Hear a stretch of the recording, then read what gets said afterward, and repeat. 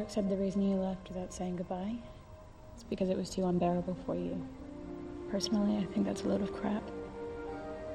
Clark? This is the guy I work with. Maybe Clark's right. You know my Richard. He's a pilot. He takes me up all the time. Not like this.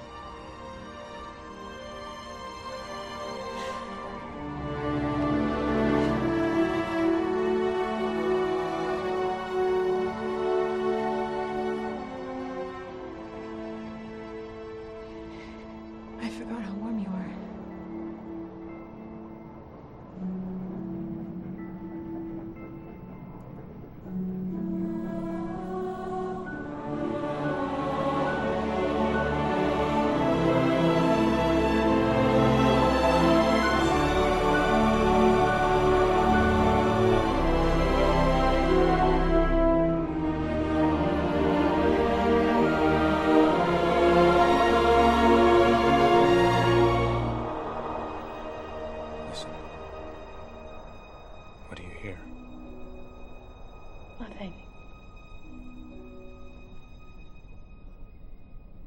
I hear everything. You wrote that the world doesn't need a savior. But every day I hear people crying for one.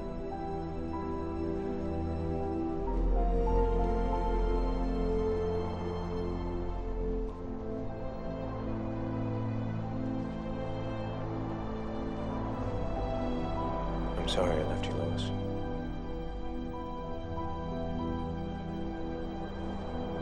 I'll take you back now.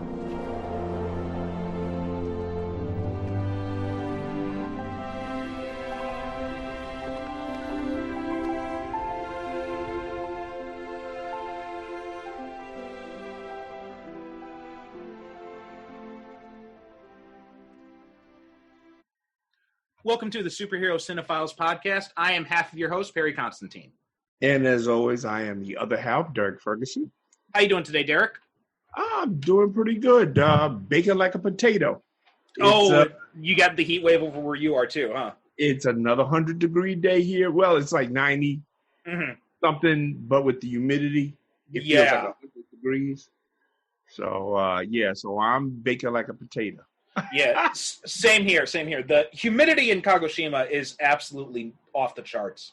And yesterday, I'd only gone out for a little bit, right? I was in my car the whole, I was only out for maybe outside of my car, outside of air conditioning for maybe a total of 10 minutes, going to my class and then coming back, right?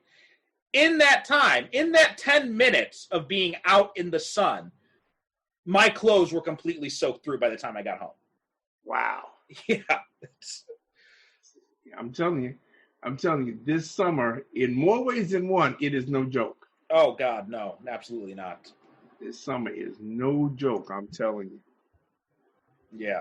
All right. Sorry. So anyway, something else I found out is, did you see what's trending on Twitter this morning? Or today, I should say? No, what I probably did, but refresh my memory. Demon semen. Oh, yeah. Yeah. I saw a screenshot from some news program saying, Trump again defends doctor who believes in demon semen. I'm like, did you ever believe you live in a reality where you'd seen a headline, President defends doctor who believes in demon semen? I am reminded, I saw the comedian Louis Black. He was on some talk show, and he was asked. He said, what kind of comedy material can you make out of this whole Trump thing? The Trump administration. Mm-hmm. And he said, with a perfectly straight face, and all honesty, he said there is no way possible I can make this shit any funnier than it already is. And so he's right. Just when you think this thing can't get any more bizarre, it does. It's like 2020. this year, so help me, our grandchildren are going to be asking us, how do we survive 2020? Oh, absolutely. Yeah. They are. They can say, well, what was you doing during 2020? What did you do? What did you do to keep from losing your mind in 2020? Oh, yeah, absolutely. I mean, it's just, and I went on Twitter when I was reading about this nut job yesterday, and I'm looking at some of her tweets, like one where she threatens Facebook to put her videos back up, or else God will destroy their servers. Patricia was up at 4:00 in the morning watching YouTube videos of this moment. She said she couldn't stop watching. She said it's incredible. I said, really? She's like, yeah. She said, I couldn't stop watching these things. She said, this woman is out. She said, because apparently there are some videos where she comes out and she has a white lab coat, and she's talking like a rational person. And then she has the other video she does where she's talking about the demon semen and the alien DNA and the demonic dream sex and all that. And, and the vaccine that's going to stop people from being religious. Yeah. So it's like she's a scare. But apparently the only thing that Trump cares about is that she endorses this stuff, the hydrochlorous, whatever. Hydroxychloroquine, yeah. Right, yeah. Apparently that's the only thing that he cares about. Yeah. And she claims that she's cured a whole bunch of people. I mean, using this thing. And I said, okay, well, it's very simple. Just produce the people that you cured. Yeah, exactly. Yeah. And everyone's asking her, well, where's your, and there have been doctors who have responded to her and be like, well, show us your data. Right? Yeah. You've got this. Show us your data. Show us the results of the trials and everything. What control groups did you? They're asking all these questions, and her response is always do your own research. Well, now I have to say you're full of shit. Exactly. Yeah. I'm very sorry, but yeah, I'm going to have to say you're full of shit. Yeah, absolutely. But other than that, not much else is really going on. I mean, how can you compete with demon semen? Really? Listen. Enough said. Yeah, exactly. Just as the great late Stan Lee said. But yeah, other than that, we're still just kind of growing along with baby days and stuff. We haven't found out the sex yet. That'll probably be like next month or the month after, the doctor said. Let it be a surprise. No, we want to know in advance. We don't want to be those people who's going to wait until the last minute, because we want to prepare, right? We want to have stuff like ready. We don't have to scramble to buy clothes for a kid at the last minute when we haven't known if it's going to be a boy or girl. Well, that's true too. I mean, there's a financial consideration. Yeah. And I mean, knowing so you buy the right stuff. So, exactly. Yeah. Also, it's so funny because when I told my fiance about that I asked her, do you want to find out the sex before the baby's born? Because I personally did, right? I wanted to know before, but I wanted to know what she felt. And she's like, well, yeah, of course. Like she thought it was like no question. She's like, of course. Why wouldn't you? I'm like, oh, well, in America there are some people who like to have it be a surprise. And she's like, that's so stupid. Yeah, because listen, I mean, really, it is more practical to know before. Exactly. Yeah. So you can prepare properly. Yeah. It is more. Yeah, so we got a registry up on Amazon and stuff like that now, so people can go in and they can choose stuff to buy, and we can. And I thought what I thought would do is like the orders would be reserved or something, and they'd send it later. But apparently they start sending it right away. So like we've already got some of the stuff delivered to us. Oh, okay. Well, good. Well, your house is gonna look like a warehouse. Yeah, your apartment is gonna look like a warehouse. Yeah. Well, we are starting to look at some other places. Like there's some nice houses actually in our area that are for rent that are not that about the same or not that much more expensive than what we're paying now. Oh, okay. Cool. I'm glad to hear that everything is going along fine. Yeah, everything's going good. So yeah, hopefully things will continue going well, and hopefully people will buy all the stuff on our list, so we don't have to buy anything ourselves. One can only hope that people will take the hint. Yeah. I mean, I'm like, hey, but just so you know, I got this. There's also, yeah. Do not think, folks, that he is keeping you up to date on this baby. No. I'm saying he's a proud papa. I'm saying give my ass money. Yeah, word.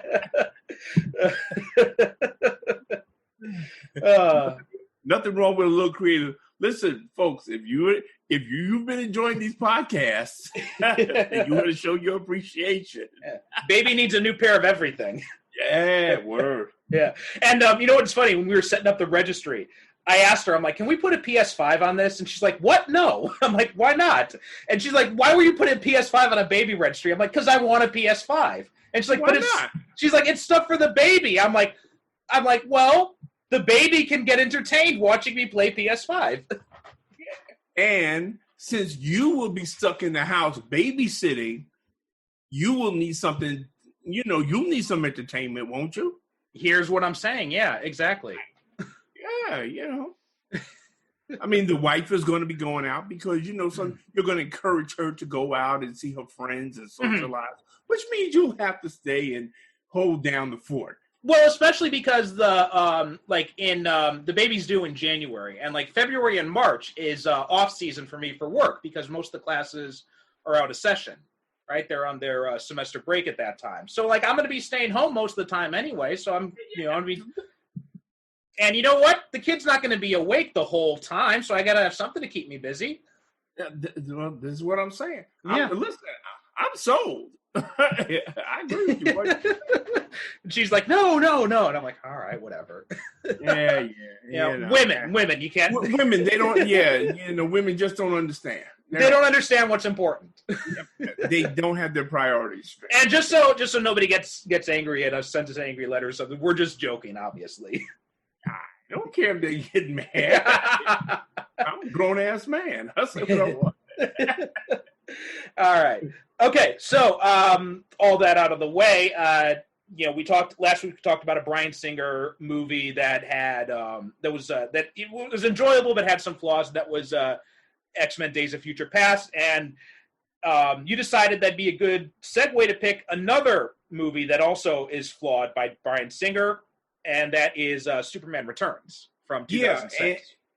And you hit it right on the head because, like you said, last week we were talking about, X-Men: Days of Future Past, which is an enjoyable movie, but it's seriously flawed. It's got its flaws, but it's an enjoyable movie to watch. And in the course of that, I had another movie picked, but then I said, oh, you know something? We should just jump right to another movie that fits that exact same criteria. It's an enjoyable movie, but it's seriously flawed, which is Superman Returns. Absolutely, yeah.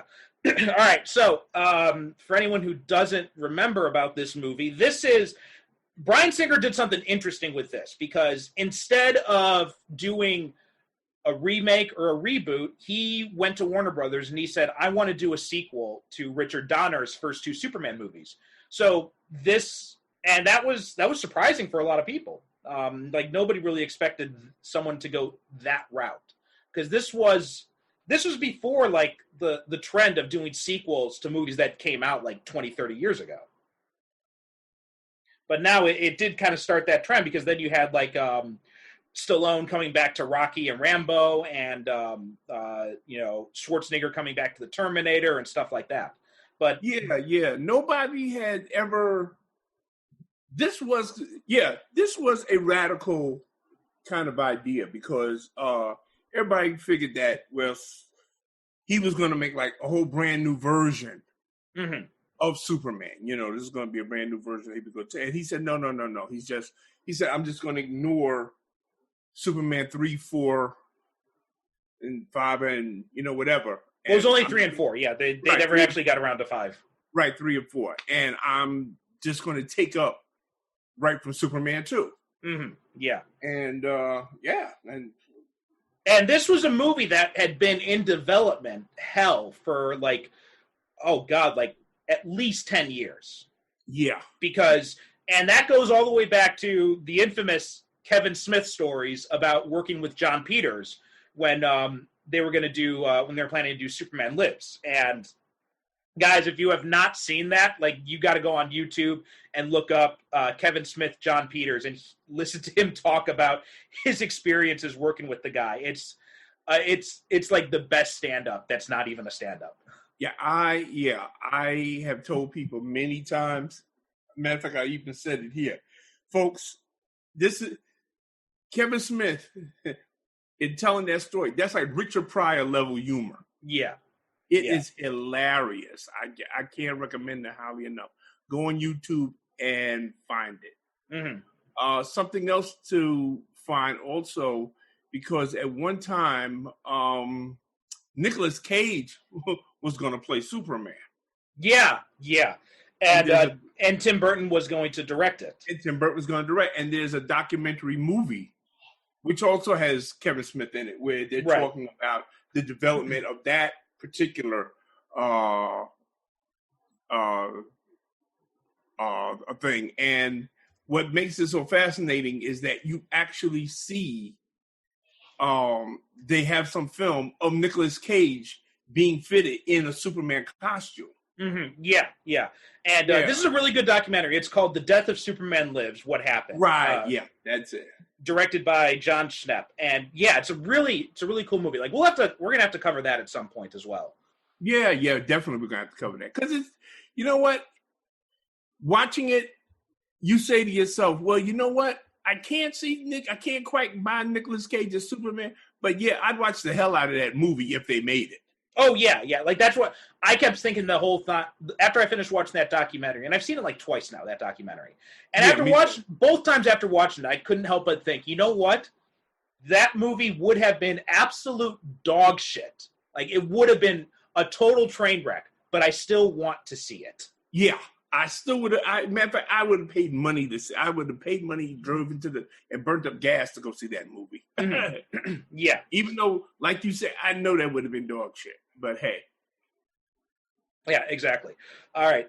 So now, what were your feelings when this movie came out? Because you and I both, we gushed in our first episode way back when about how much Superman the movie, how important that was to us, how much it still resonates with us, all these years later. So, like, my attitude going into this was, I'm glad they're doing another, like, basically rebooting Superman 3. Like, that was my attitude towards them, because they're, instead of trying to distance themselves, because they spent so long trying to distance themselves from the Christopher Reeves movies when they were making these other, when they were trying these other attempts. Like, there was the Tim Burton version. There's also one that J.J. Abrams worked on where it was going to have like Kryptonian kung fu or something, and Lex Luthor was going to be a CIA agent who was secretly a Kryptonian, and all sorts of basically trying to mix in like Matrix elements and surprise twists into it and all that kind of crap. Yeah. Like you said, every other director and writer that they brought on to do a new Superman movie seemed determined to take it as far away from the Christopher Reeve version of Superman as possible. Mm-hmm. Now, what makes our man Bryan Singer so different is that he was not interested in that at all, because he worships Superman the movie. Right. He loves that movie the way baby loves his rattle. Well, apparently, Kevin, I don't know if this, I haven't actually seen or read this interview, but this is something I heard like secondhand from someone. So if I'm wrong about this, someone can correct me. But apparently Kevin Spacey said that when they were making Usual Suspects, Bryan Singer was going around telling anyone who would listen about his idea for remaking Superman 3. Yeah. So apparently this was a dream project of his for a long time to do a Superman movie. Exactly, yeah. Now, having said that, let me just say this. You can love something so much that love will actually get in the way of what you're doing. Yes. Yeah. And that is my feeling with Superman Returns, in that Bryan Singer loved Richard Donner's vision of Superman too much. Yeah. To the extent where that he could not have his own vision of it. Mm-hmm. He just had to do. He worked his moneymaker off to recreate his vision to the point where what we have here, in a weird way, is more or less a remake of Superman the movie. Yes, yeah. It's a lot like it reminds me a lot of The Force Awakens in that way. Yeah, because Force Awakens is the exact same thing, right? It's basically a remake / reboot of the first Star Wars movie. Yeah, it is. It is. Much as I like The Force Awakens, it's A New Hope. Right, it is. It totally is. Like, the mysterious the mysterious hero in the desert who is naturally force powerful. Even like the time when they meet Han and Chewie and they run across them, it's still like the exact same point, percentage wise of the movie that Ben and Luke meet Han and Chewie in Mos Eisley. Yeah, and even down to a planet-killing weapon. I mean, it's just all right there. They had, as a matter of fact, they even have a scene in there where they're talking about how to blow up Star Killer Base. And even Han Solo says, wait, how many of these damn things do we have to blow up? And also, you got the old mentor being struck down by the villain. Yeah, exactly. And you've got the robot with the secret message that he's got to deliver. Yeah. Right, yeah. Everything. It's like, the entire time I'm watching, I'm like, this seems a lot like A New Hope. And after I was done watching, I'm like, that was basically A New Hope. Yeah. And this movie, there's a lot of things. There's a lot of scenes in here. There's a lot of things. I do give Singer credit in that he does try to do some things that are different. And I like, even though I don't like Kate Bosworth as Lois Lane, I feel she's the most boring Lois Lane I've ever seen in movies or TV. But I like how he tried to do something different with their relationship and show that she can fall in love with somebody other than Superman. Yeah, and I'm glad he also avoided the typical route that would happen in this movie, where either Richard White, played by James Marsden, would be a total dick. And he's a nice guy. He's a great guy, right? And he gets along, like, there's no friction between like him and Clark or him and Superman, right? They get along perfectly fine. Him and Clark work together to try to find out where Lois disappeared to and all that. They have a mature relationship. They're two adult men. They're two adult men. They don't act like high school guys fighting over the cheerleader. Right. And also, because this is one of the biggest failings, I thought, of Spider-Man 2, right? When at the end of it, because you have John Jameson, who's such a stand-up guy in that movie, right? Even down to him saying, like, well, how come you're not inviting your friend Peter Parker to the wedding, right? And then at the end of the movie, she leaves him at the altar, right? And then runs back to Peter Parker, who's been a dick the whole movie. Like, he's been trying, and he's been trying to get her to leave John and come with him, like when he's reciting her poetry and that really cringeworthy scene at the party. And then she runs back to his house in a wedding dress, leaving this other nice guy who's an astronaut at the altar. And there's none of that in this movie. Like, Lois makes a clear decision to be with Richard and to, stay true with Richard. And you see that moment, I realized it when I was rewatching it, is that moment is on when they go back, when they're on the roof. Right? Yeah. And he sets her down, and then they almost kiss, but I noticed they both stop. Right. And then, he pulls away from her, and she looks like she's about to say anything, and he gives her this look like, no, you don't have to say anything else. Yeah. And at that moment, he's pretty much accepted that their relationship is over. This is one of the things. Matter of fact, this is like probably the main thing that Singer gets right in this movie: the progression of the relationship between Superman, Clark, and Lois. Yeah. In that, this is a very mature. Matter of fact, this is probably the most mature relationship between Superman and Lois we've seen in any of the movies. Yeah, I think so. I only wish, like I said, that we had like another actress, because I don't know, Kate Bosworth does nothing for me as Lois. there's some. Go ahead. No. Go ahead. So my thing is, like, I see where you're coming from. I see where a lot of people are coming from. I see some flashes of it in her, like when she's grilling the PR rep on the shuttle plane, like, and like, and like she's being very tenacious when she's like, there are moments there, but the problem is I think it's just like her role is not written very well, and Singer just didn't really give her very good direction. Okay. And I noticed that's as I'm looking back and I'm thinking about his movies, that seems to be kind of a trend with his movies. Like his the female characters in this movie tend to be very underwritten. They tend not to have a whole lot to do in these movies, or when they are the focus, like in say like Days of Future Past or Apocalypse with Mystique, they're very badly done. Oh, they either like swing one way or the other. Yeah. So he doesn't really have a good handle on female characters. He doesn't seem to really know how to work with female actors. Like, and you look at most of his movies, it's mostly male dominated casts. Because that PR woman that's on the plane was played by Peter Wilson. Now, I would have liked to see her play Lois Lane.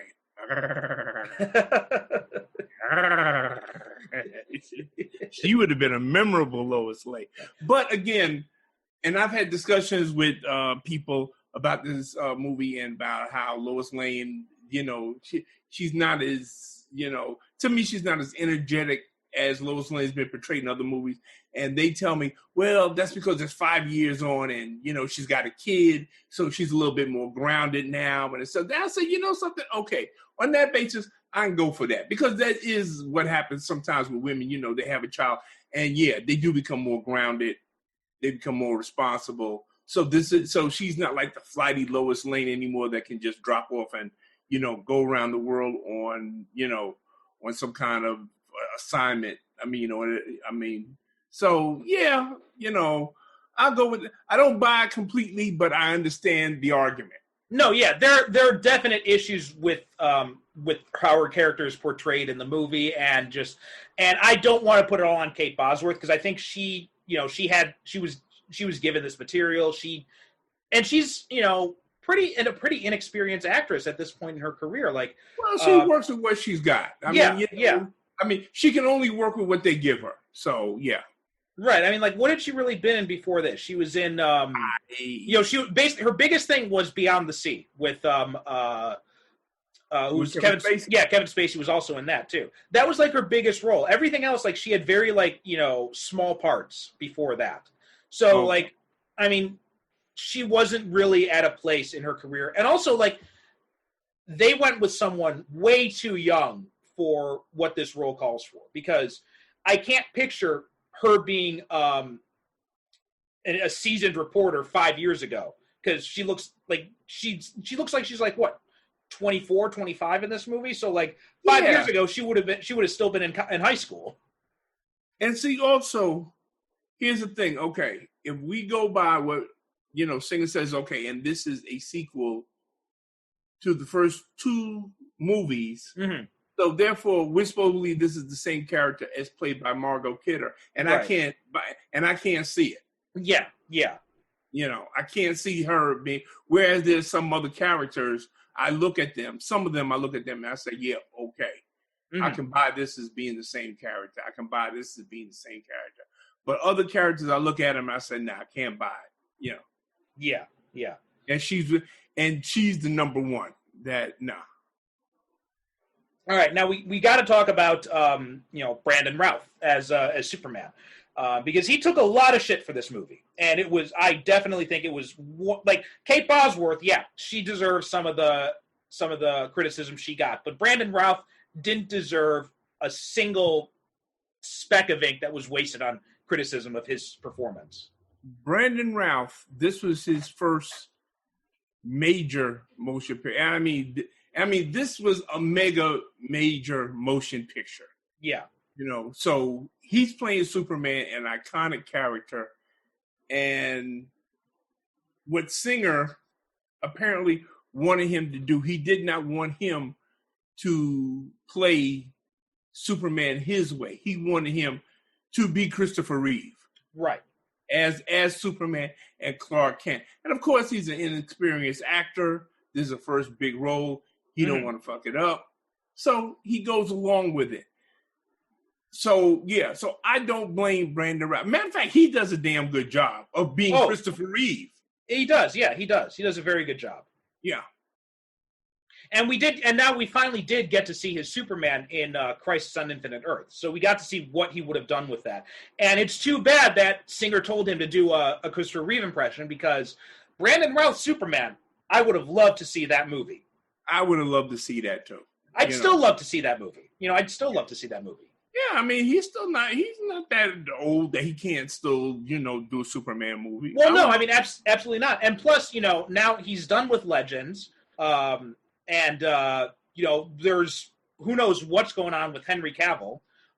You've got Tyler Hoechlin. He's already going to be doing Superman on TV. So give Brandon Routh a Superman movie then. Yeah, give him a movie. Why not? I mean, the guy deserves it. He does, definitely. I mean, because he does a good job in this movie. Now, after watching it, because I watched it yesterday, and I haven't seen it for a few years, and having more years now, having seen him on other things, and so I think I could be a little bit more objective about his performance. And I'm looking at it, and I'm saying, you know something? This guy really had to subliminate a lot of probably what he wanted to do in order to give Singer what he wanted. And there's a kind of... No, go ahead. But there's a kind of genius in the way that he does that, in the way that he gives him Christopher Reeve. There's a kind of genius in that. Yeah. Well, he's also... There's one thing he's able to do in this movie that I noticed this last time around is he plays Superman as Superman, right? Like, this is Superman.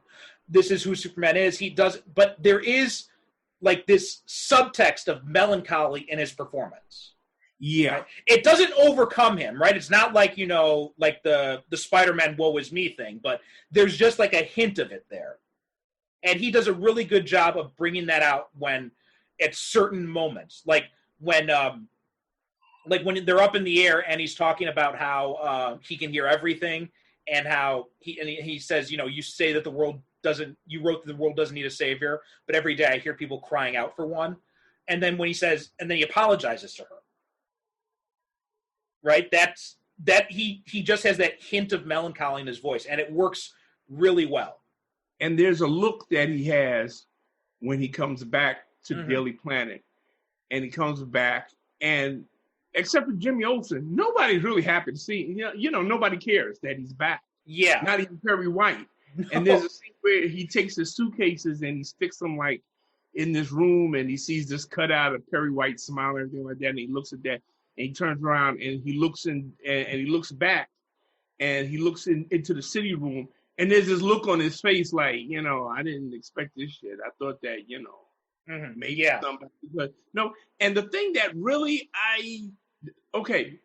and this is kind of mean-spirited, people actually they don't like Clark in this movie. Yeah. A lot of people Clark Kent, really, whereas in the other movies, Clark Kent is this bumbling guy that people know he's there, but it's like, yeah, well, that's just Clark, But they're polite to him though, right? Yeah, nobody's a dick to him. Yeah. I mean, in this movie, you got people that are just, they look at him like, there's one guy that says, Clark, Perry says he wants you now. And it's guy's got a serious attitude. Yeah, exactly. I'm like, what the hell did Clark... And it's so contrary to how Brandon Routh plays Clark Kent that it just doesn't make any sense. Exactly. Because the only exception is, Perry White's kind of dismissive in the beginning when Clark comes back. But other than that, he's, it's just like Clark's just kind of there. Like when he comes into the office asking about, how he can help with Lois. And, and Perry, is deferential, is respectful for him there. But, and then also, Richard is very respectful of Clark. He's very nice to him, right? Like when he meets him, he's like, oh, it's nice to meet you. I've heard so much about you. And Clark looks like he's like, oh wow, someone besides Jimmy missed me. Lois must. And then he says, yeah, Jimmy won't shut up about you. Yeah. Because it's like, okay, well, nobody cares, that he's back. Yeah, and Lois is kind of a bitch to him too, as well. Oh yeah. Oh my God. There's that first one. She's being nice to him. They have that like kind of awkward hug thing when they see each other, and she says, they don't know if they should hug or kiss or shake hands or right. And then she says and she's like, well, tell me all about your trip, and then she just kind of drops it, and then later when they talk, like she's just very dismissive and rude to him for no reason. Right. Yeah. Very rude. Yeah. Very rude, which is, like, to me goes contrary to, the whole relationship that they have. Because, her and Clark are supposed to have, like, this rivalry, to be the best reporter, everything like that. And, I mean, they're friends. Yeah. I mean, you haven't seen the guy for 5 years, which also is another thing that I said, something, the people in Metropolis can't be this stupid that Clark Kent comes back after 5 years. The exact day he comes back, Superman decides to come back too. Even the kid picked up on it. He looks at Clark Kent and he turns his head and he looks at the TV and he said, "Oh shit." Well, there is one scene I really liked, is that scene when Richard and Lois are talking about Superman, and Richard notices Clark, and he's like, "Hey Lois, how tall would you say Clark is?" And she's like, about like 6'3", 6'4", and it's like, what, like 225 in terms of weight, and they're both kind of looking at him. And then he looks up and he kind of looks around, kind of dumbfoundedly, and then they just laugh, right? Because that's exactly how it goes with Clark and Superman, right? That's part of it's his whole persona he creates for Clark Kent that makes you realize that even if he might resemble Superman, like there's no way you can think he's Superman. Yeah. Well, that's all. Well, as we talked about in Superman, Christopher Reeve was so brilliant in that because we had talked about that one scene that for me is the best special effect in the whole movie, where you actually see him transform. Exactly. Yeah. Superman right in front of your eyes. And when he does that, you understand how Clark Kent gets away with it. Where people just say, well, it's just a pair of glasses.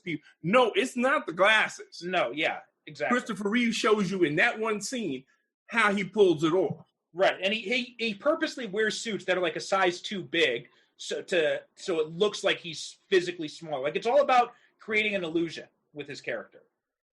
I've always wondered if there was a story to be written where a Clark Kent, before he embarks on his career as a reporter, he goes to the actor studio in New York and he studies to be an actor.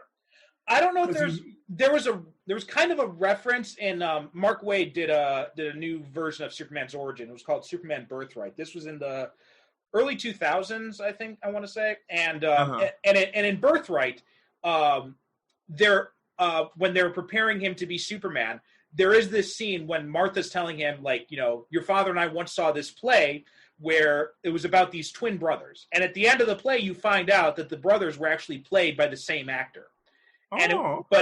She's like, but he made each performance different.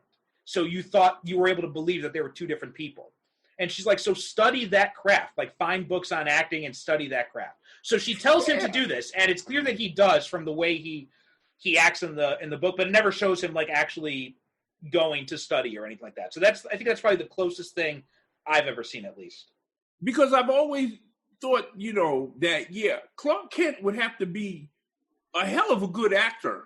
Oh, yeah. To pull off being Clark Kent. Mm-hmm. So that people will look at him and they might say, yeah, well, he kind of looks like Superman, but he couldn't. Exactly, yeah. Couldn't be him. Also, I love how that little kid, Jason, how he picks up on it. Yeah. He gives this look and he just looks at the TV and he looks back and Clark is looking down at him like, shut up, kid, don't say nothing. One of the things I like, too, about his Clark Kent is that his might be like my ideal version of Clark Kent because he's just a total wallflower, somebody you don't even notice is there. So it's totally believable how someone like him could basically hide in plain sight as Superman, and even why he'd be a good reporter, because you never know he's there, so you never notice that he's standing in the room as you're talking about a criminal conspiracy or whatever. Yeah. And I thought it's like you would turn around and say, "Oh shit, Kent. Well, how long have you been there?" Yeah, exactly. Yeah, and I think he does a really good job of that, and it's an underrated aspect of this movie that I wish we'd gotten to see more of. And I love that scene when Lois comes back down from the roof after meeting Superman, and Clark's already back there, and he's like stuffing the burrito in his mouth. Yeah. I always love it when they do them.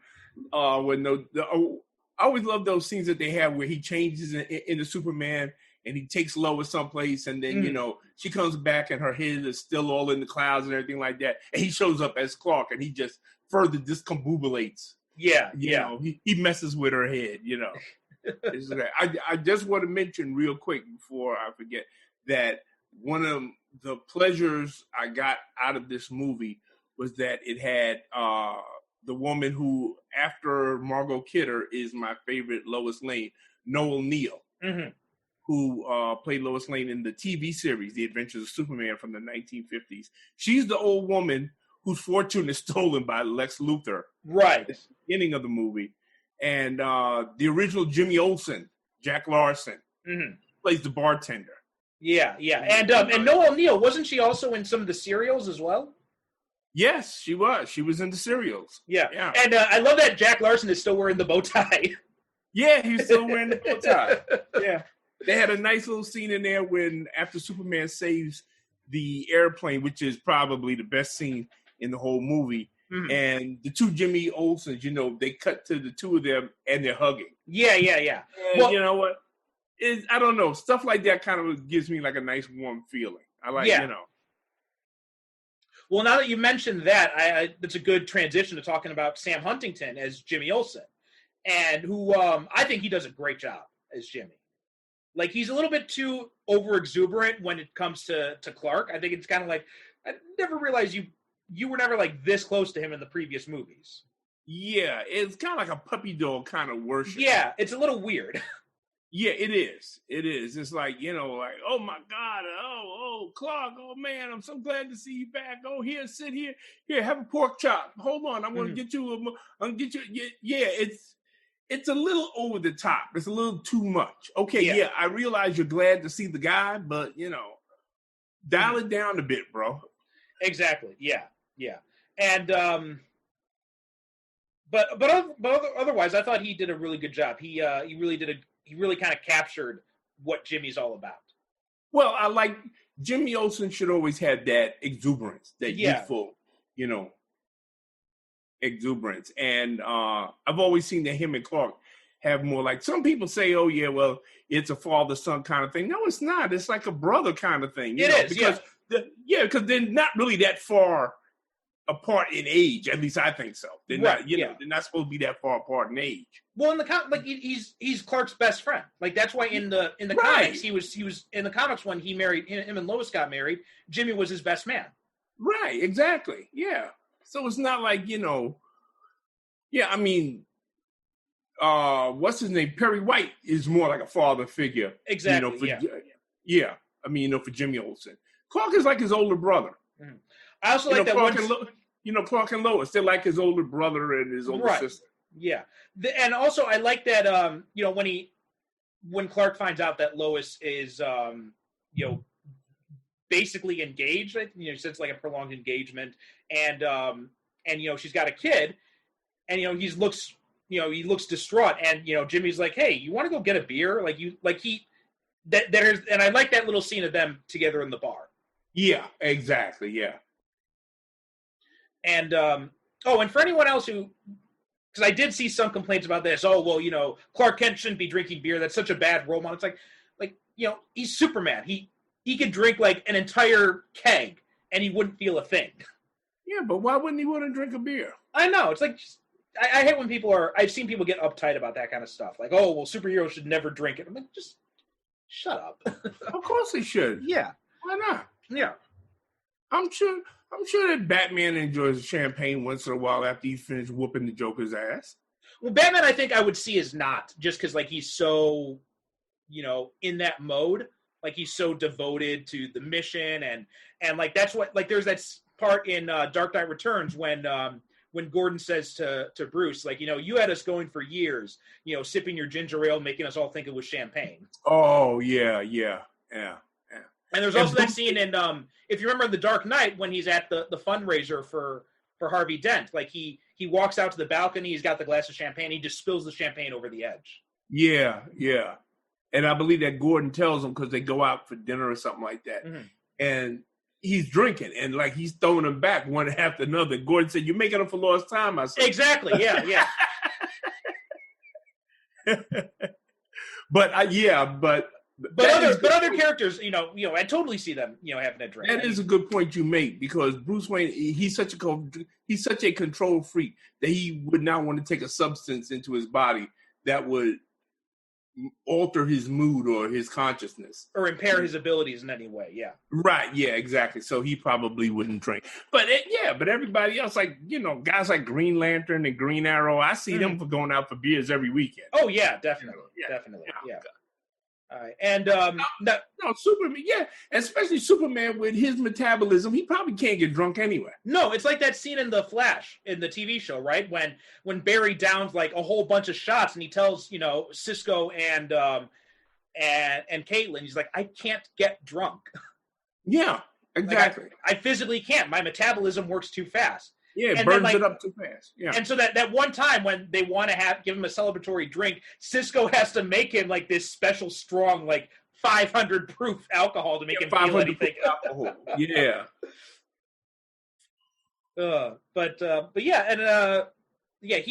Huntington does a really good job, I thought. And you also mentioned Perry White, and that played by the great Frank Langella, who's also a good addition, but he doesn't have a lot to do, is the problem. And he's not bombastic. No. Frank Langella is dignified and distinguished. Yeah. Perry White is not dignified and distinguished. Mm-hmm. Yeah. He's a very bombastic, although I have to say, the moment where he says "Great Caesar's ghost," he delivers it like it's a prayer. It's a wonderful moment where he says when Superman, he catches the globe, planet globe that's falling. And it's falling on Perry White, and Superman catches it. Mm-hmm. And Frank Langella, he's looking up, and the camera is right on his face, and he says, "Great Caesar's ghost." And the way he says it, you just want to put your hands together and bow your head. Mm-hmm. Yeah. And, speaking of the Daily Planet, and we were just talking about this in our Facebook group, I love how they designed the building. Oh my God, it's gorgeous. It's Art Deco. It's Baroque. It has its own unique. Just like I was saying, the Daily Planet is just as much a character in the Superman legend as Lois Lane and Jimmy Olsen and Clark, and it should have its own unique look. Yeah, and feel, because all of these characters, their lives revolve around the Daily Planet. Right, and that's something that the Superman the movie, I don't recall the Daily Planet building as really standing out outside of the globe. Are we talking about the Christopher Reeve movie? Yeah. Yeah, oh, no. Yeah, it didn't really have it did if you're from New York, because they used the Daily News. It stood in. Right, yeah. For, so if you've ever been to the Daily News building, which I have when I was taking up journalism and they took us on a trip there, it's, at one time it was like a New York kind of landmark. But I like this look of the Daily Planet much better, because you see the city room, and even though you see computers and stuff like that, it still looks like it could be in the 1940s. Yeah, exactly. As I was watching the movie, I was thinking, you know what? When you think of the Metropolis, it should be like Art Deco style. Yeah. And when you think of Gotham, it should be like Gothic style. Yeah. Yeah. And that's something that I feel like some of the movies kind of got away from. Like you had as much as I love the Nolan movies, well, at least the first two, as much as I love the fact that, my hometown is used heavily, especially in The Dark Knight, it was all filmed in Chicago. Like, it just doesn't feel like Gotham. Nah, it doesn't. It doesn't. Which is why when we were talking about the Tim Burton movies, that's why I think they work so well for me, because Gotham, okay, that's how Gotham should look. Mm-hmm. Yeah. Batman works best in an environment that's his. He doesn't work good in an environment where the city looks real. Mm-hmm. Gotham City shouldn't look real. Yeah. And as a matter for that matter, Metropolis shouldn't look that really. Metropolis should look too clean. It should look like, what's the best thing I can put? Have you ever been to Universal down in Florida? Yeah. Okay, you see how ultra clean it is? Mm-hmm. How everything is nice and bright and clean and shiny? That's right. how Metropolis should look all the time. Yeah. Metropolis should look like it never gets dirty. Yeah. Oh, actually, here's an interesting thing. Just I'm just looking at I got the trivia page open. Okay. Do you know who was originally supposed to play Perry White in this movie? Like, Frank Langella was not the first choice. Hugh Laurie was cast. Okay, bingo. Like, he would have done a really good job. He can play bombastic. Yeah. But there was but because House became really popular, there were scheduling conflicts, so then he had to back out, and then Frank Langella was cast. There was not one scene where Frank Langella, where he throws open his door and screams, "Can't get in here!" Yeah. Or Lane, get in here. That's Perry White. Frank Langella doesn't have a cigar in the corner of his mug. Mm-hmm. Like J. Jonah Jameson and what was the other Perry White from the movies? What was his name? Jackie Cooper. Yeah, Jackie Cooper. Yeah. And then you had Lane Smith on Lois and Clark. Yeah, who was kind of like a Kentucky Fried version of Perry White. Yeah, that was a really odd. We don't see. I liked Lane Smith. Like, I thought he did a good job, but I think they tried to play. They played up that Elvis shit way too much. Yeah, that was the thing. Yeah. They made that instead of Great Caesar's Ghost. He said what? Great Elvis. Great Shades of Elvis. Yeah. Great Shades of Elvis. Yeah. They kind of like went a little bit too far with the Elvis thing. Although, you know what? I understand why they did that, because modern audiences probably would. A lot of them, nobody would understand why he says Great Caesar's Ghost. Well, I wouldn't mind him saying Great Shades, but they made him so obsessed with Elvis that it became ridiculous. Yeah. It just, they took that one hook. I mean, like, it's not even a character trait. It doesn't even make any sense, because, like, Perry White, he says Great Caesar's Ghost, but he's not like a Roman file, right? He doesn't have like all this Caesar stuff in his office or anything. He's not dressing up as Caesar or any of that kind of shit. So it's just like, why would you think that? Why would you do that with Lane Smith to make him like, embarrass him like that? Matter of fact, in the 1950s, The Adventures of Superman, the TV series, I don't remember what it was, but there is an episode called Great Caesar's Ghost where it's explained why Perry White says that. Oh, really? Do you remember what the explanation was?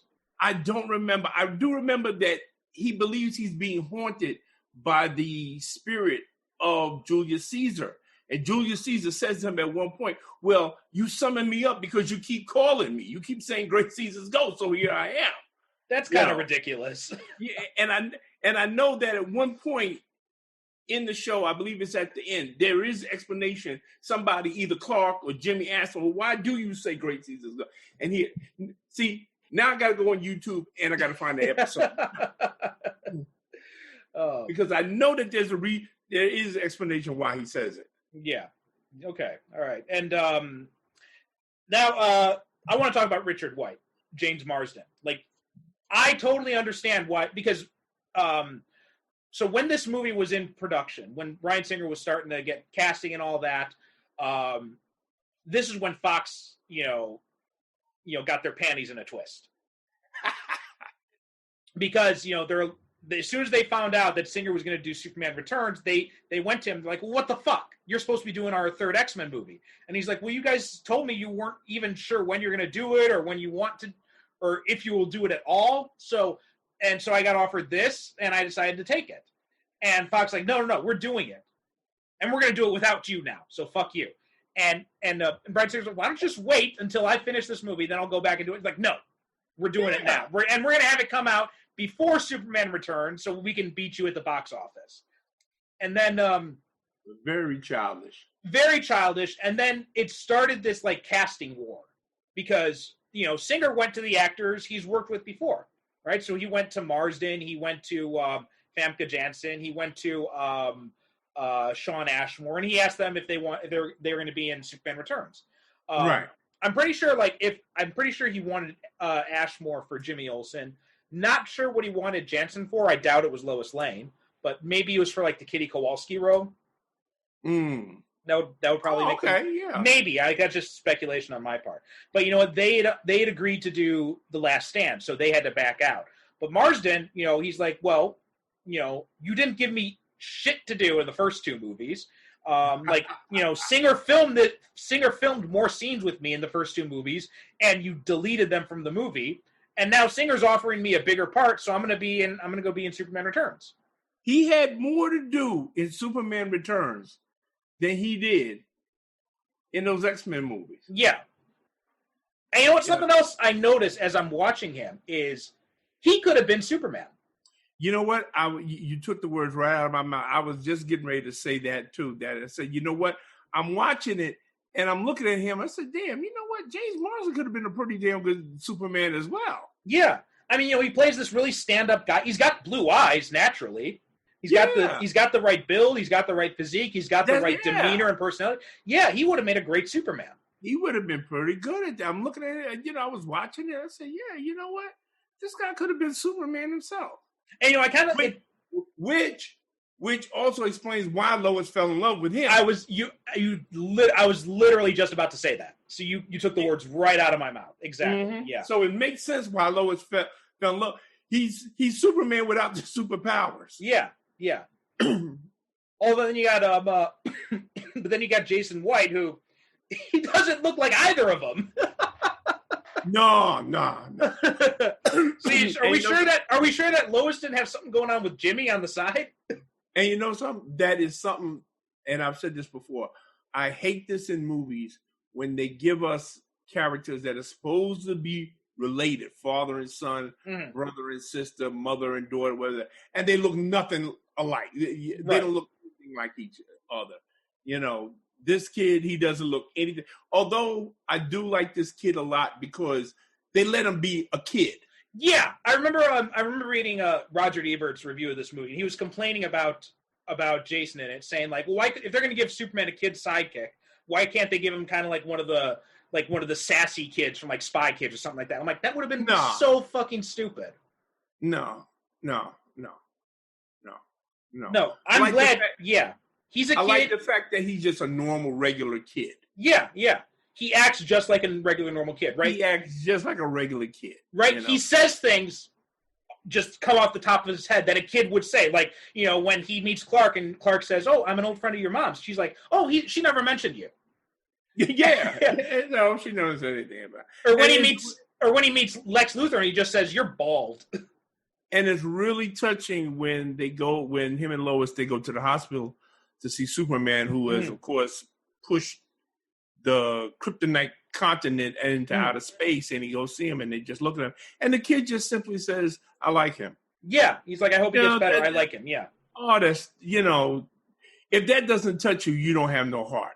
Because that's what kids are. They say, you know, some kids say exactly what they feel. There's an old saying, if you want to know the truth, go ask a kid. Yeah. Because they'll tell you, Exactly, yeah. So, yeah, I thought he did.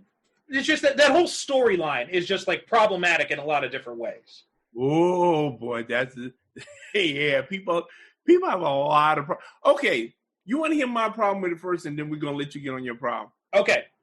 I've heard people for years complain about this, talking about, oh, this is a horrible movie because Superman, he's a deadbeat dad. How do you figure, wait a minute, where do you get that from? Yeah. He did not know she was pregnant. Right. He left the planet not knowing she was pregnant. Well, he had sex with her. He should have known. How would he know when he kissed her and he made her forget everything that happened, that they had sex? Mm-hmm. Yeah. So I want to see the part where Lois ended up pregnant. She said, how did this shit happen? Yeah, so there are a few things about, like, I agree with you totally about the deadbeat dad thing. It doesn't make any sense. And, like, you know what? Well, he had sex with, well, you know, I've had sex with a bunch of women, too. I never expected any of them would think I have gotten pregnant. None of them ever told me anything about it. So, as far as I know, I don't have any love children running around out there. Right. I mean, and speaking for myself, I know I have friends who, yeah, they've had women they had relationships with, you know, years ago, come back in their life and say, oh, well, you've got a son and you've got a daughter. Yeah. And they freaked out because they said, well, how come you never told me? Yeah, yeah. And the women, you know, and the women said, well, you know, I slept with you, but I didn't want to be married to you or nothing like that. I didn't want to, you know, you know, for people don't want to believe shit like that happens, but it does happen. Yeah, yeah, it does. And so, I the deadbeat dad thing never made any sense to me. No. But the continuity is problematic. And it does, like you mentioned, the amnesia kiss. Yeah.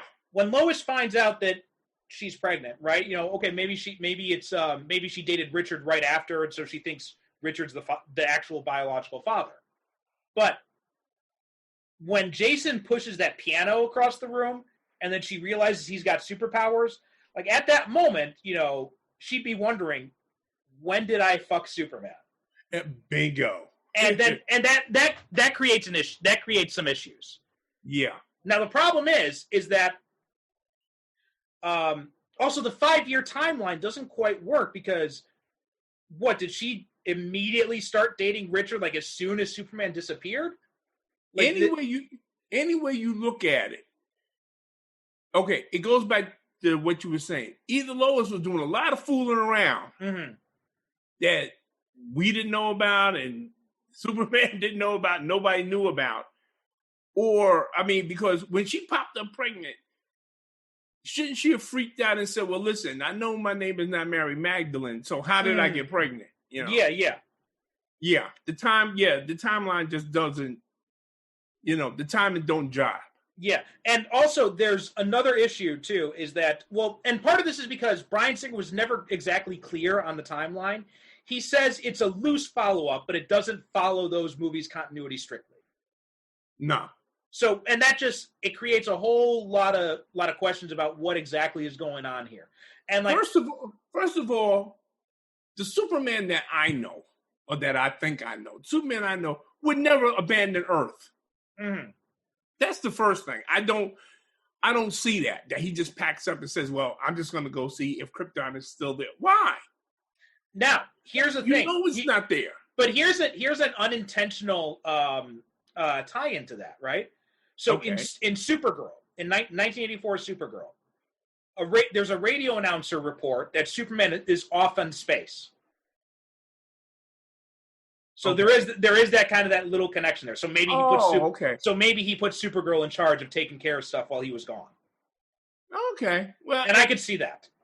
And even though we don't see them, we can just take it as a given that there are other superheroes. So he didn't. Well, they do reference Gotham as well, and Jason also is wearing Aquaman pajamas. Yeah. So we can take it as a given that there are other superheroes around, so he doesn't feel like he's leaving the planet completely unprotected. But still, I don't see Superman just packing up and just saying, okay, well, I got to go see if Krypton is still there. That I'm sorry, that doesn't work for me. Mm-hmm. Now there is also the Cal Penn character. Stanford is his name, I believe. So he actually had a bigger role originally. He was supposed to be a former science reporter for the Daily Planet who was bribed by Luthor to plant false evidence of Krypton still existing. So that would have drawn Superman away, and then that would have allowed Lex to get off because Superman would have to come and testify. Now, see, that would have worked for me. That would have worked. Yeah. And it also explains why Cal Penn's character knows all this stuff. Yeah, because he doesn't say much I think he doesn't say much in the movie. Well, I don't think he says anything. But he knows an awful lot. Yeah. Like he seems to know all the properties of, kryptonite and You know, everything. And yeah, now see, if they had left that in the movie, where, like you said, he planted, you know, the evidence that Krypton is still out there. Yeah, okay. See, then I would have bought it. Yeah. All right. That's actually usual. They cut the stuff out of the movie that makes sense. Okay. Exactly. Yeah. Now that actually is a good transition to talking about Kevin Spacey as Lex Luthor. Okay. So, and you know, Kevin Spacey, another one of these guys who's just like Singer, it's got become very problematic in recent years. But putting all that aside, what was your impressions of him as Lex Luthor? Well, as you know, Gene Hackman is always going to be my favorite Lex Luthor. And it's interesting that in this movie, much like Brandon Routh, he's doing a Christopher Reeve. Kevin Spacey, he starts out doing Gene Hackman. But the longer the movie goes on, the more darker his performance gets, and the more it moves away from Gene Hackman. You know, until it becomes its own thing. I mean, by the time we get to the thing where he's shanking Superman like they're in the shower of a prison. You say, damn, okay, well, Lex. And I have a problem with that whole scene anyway, because, okay, you go back to the earlier movies. Lex Luthor had schemes to kill Superman, but they were elegant schemes that seems like stuff Lex Luthor would do. Well, he's going to build a supercomputer that's going to kill Superman. He's going to create a nuclear man, his own being that has more power than Superman. See, these are schemes worthy of Lex Luthor. To get a bunch of guys to beat up, kick the shit out of Superman and then shank him. I don't know. To me, that's not worthy of Lex Luthor. Now, to me, I actually like that. I think I like I can really see Kevin Spacey's Luthor being and Gene Hackman's Luthor being the same guy, because this is a Kevin Spacey. This is a Lex Luthor who, he had the world on its head. He had done all this kind of like goofy stuff. He was very kind of like, he reveled in like his genius and his schemes and all that. And then he gets sent to prison. And I imagine, because he mentions to Kitty, right? He's like, prison's a creepy place. One must have creepy friends to survive. So I imagine that's a great line. Yeah, that's a great line. Yeah, he had some shit happen to him in prison. Yeah. Like well, again, the same person I was talking about, he talked about, Lois Lane is changed because it's 5 years. This same person I was talking to was saying, same thing with Lex Luthor. It's been 5 years. He's been in jail. It's not the same guy. Yeah, exactly. And I believe that if you would put Gene Hackman's Luthor in a place like Oz, I could see him coming out like Kevin Spacey. Oh, okay. Like you've seen Oz, the TV show, right? Oh yeah. Oh my God, yeah. You got that normal guy who goes in at the beginning, and then as it throughout the series progresses, he becomes more of a hard ass. Yeah. Right? I that's what I see happening to Lex Luthor in between these movies. And so when he comes out and he's been around these guys, he does have this, he's happy that he's got money again, that he's got a real estate scheme. But when Superman comes back, it's almost like a post-traumatic stress trigger. And that's actually why he now hates Superman, because Superman forced him to change and become the person that he is now by putting him in that position. Right. Before, it wasn't so much that he hated Superman, it's just that he saw Superman as a challenge. Yeah. With this, now he has a burning, seething hatred for Superman. So, the shivving scene, it feels so personal. And that's why I love it. That's why I think it works really well. It is. Yeah, it is. I mean, when you're stabbing some, I've heard this, that when you stab somebody, that's a personal act. Yeah. When you stab them, yeah. So when he does that, when he stabs him and he twists it and he breaks it off, and then he practically hisses in his ear, "Now fly," and he throws him off the edge. And you can see the look on his face is like, man, he's into this. Yeah. This is what he's been dreaming of. Yeah, and it's it's downright chilling, like how he changes like that when Superman is involved. And I thought Spacey did a really good job of that, and that's why I believe, like, and you do have a point, like, you know, the real Lex Luthor is more about like these schemes to kill Superman. He's much more dignified. But for what this Luthor has been through, I can accept this. Okay, I definitely see your point there. And I love, listen, don't get me wrong, I love his performance in this movie. You know, I love, it's like next to Brandon Routh, it's probably it is my favorite performance in the movie because they're very evenly matched. Yeah. You know, but let me ask you a question. Excuse me. I always ask people this. Why is it in Superman movies it always comes down to real estate? Yeah, that's just like every time. Every damn Superman movie, even Man of Steel, it comes down to real estate. Yeah, you're right. I didn't even think about that in Man of Steel, but you're right. You're absolutely right. Yeah, it always comes down to real estate in these movies. Yeah. I don't get it. Oh. You know, now that's his thing. He wants to build a brand new continent. Yeah, you know what? When I remember watching this movie in the theater, and when she asks him, "Why would you build a continent?" and he points to it, and he's like, "Land," and I'm like, I remember rolling my eyes. So I'm like, "Oh, come on, you're gonna do the same thing in the first movie?" Yeah, it always comes down to land in Superman movies. Yeah. Man of Steel, you know, the Kryptonians, they say, okay, yeah, well, you know, we need a place to live. So, you know, we're just going to take we're going to take Australia and we're going to, and we're going to displace the people that live there. I said, there you go. Again, land. Also, why did he have these like maps made up to come rotate in the study? I mean, why not just make a PowerPoint presentation? Wouldn't that have been easier? Yeah, but it's not as dramatic. And Lex Luthor, he is kind of theatrical. Yeah, but it just seems a little bit. It does feel a little bit weird. Just one of those things. Also, why would you have a pool table in a boat? Yeah, that doesn't make any sense at all. You know? And you see it; the balls are always moving all over the place. The balls are always rolling back and forth. They're always rolling back. That boat was bad, though. That was a nice. Oh yeah, that huge library in there, and like the glass bottom boat. I mean, that thing looked awesome. Yeah, its own helicopter. Had its own helicopter, yeah. If you're going to be a supervillain and you're going to have an ocean-going, you know, base of operations, that's it. That's the one you want. That's what's nice about this one and Superman the movie, where they give Lex Luthor a proper supervillain lair. Right? So in Superman the movie, you had the underground, you know, the underground thing in the subways. And right. And then here in this, you got the Gertrude, the massive yacht, and it's just they're proper supervillain lairs.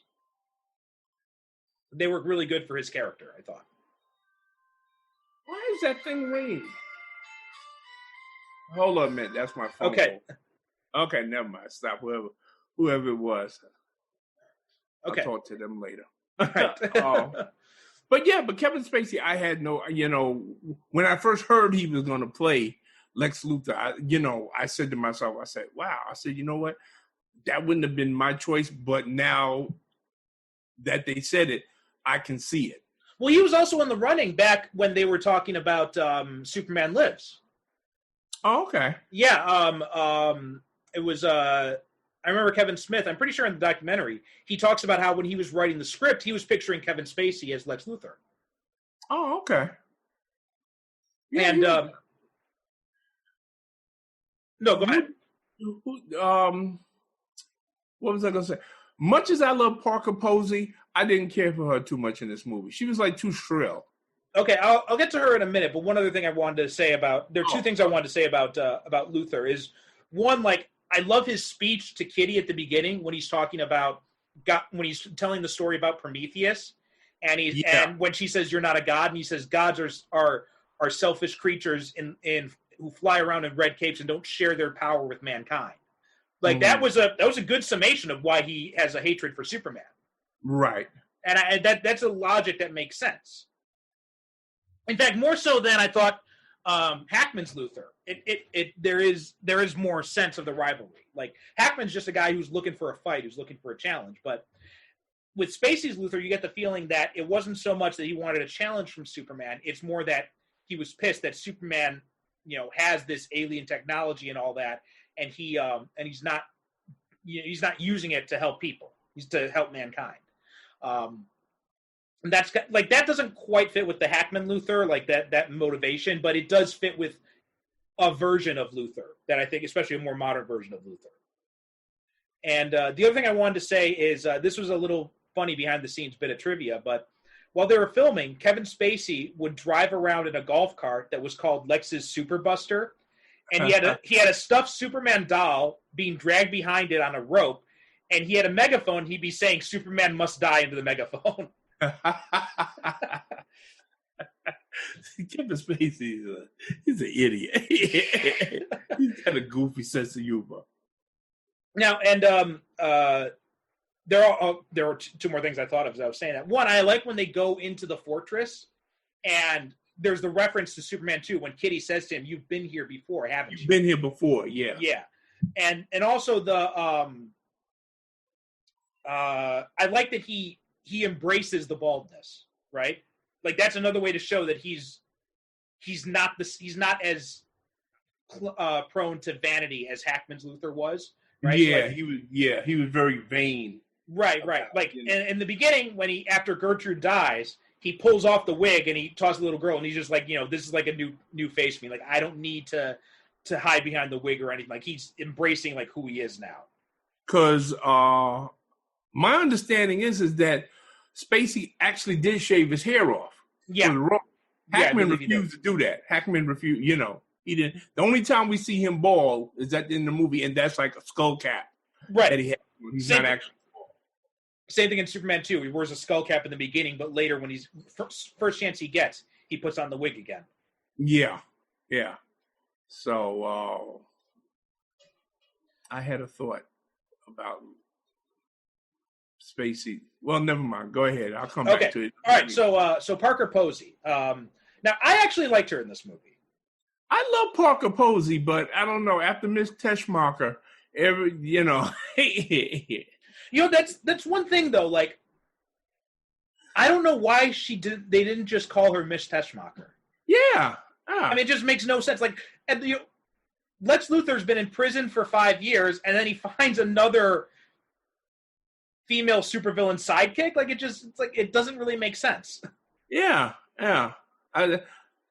And since we've got all the rest of these characters from the original movie, well, then, why not just call her Miss Teschmacher? Yeah, it's not like the character died or anything like that. And right, no. Everyone else got recast, so it doesn't make any sense why he just, throw Miss Teschmacher away and find some other floozy to stand in her place. Exactly, But and usually I enjoy I don't know. She was just, I don't know. There was just something off about it. Okay, it just seemed like you're supposed to be Luthor's henchwoman. Mm-hmm. You're not supposed to be his wife, criticizing him and getting on his nerve and insulting him every chance that you get. But I love those parts when she did that. It seemed like she was just doing too much of that. I loved those parts. Those are my favorite parts of her performance. Like when he's using the model to demonstrate his plan, and Stanford drops the little crystal fragment into the water, and then nothing happens. She's like, "Wow, that's really something, Lex." And then he says, "Wait for it." And then a few seconds, and then she says again, she's like, "Wow, that's really something, Lex. It's freaking Gone with the Wind." I loved that. I loved her. I loved how she treated him. I loved how she reacted to him. Although one thing though is, like, I don't understand why Luthor even keeps her around. Yeah. I mean, you know what? Maybe he likes bantering with her. Yeah. I like how she adopted the dog after the dog was left. He ate. The dog ate the other dog, and she adopted him. Because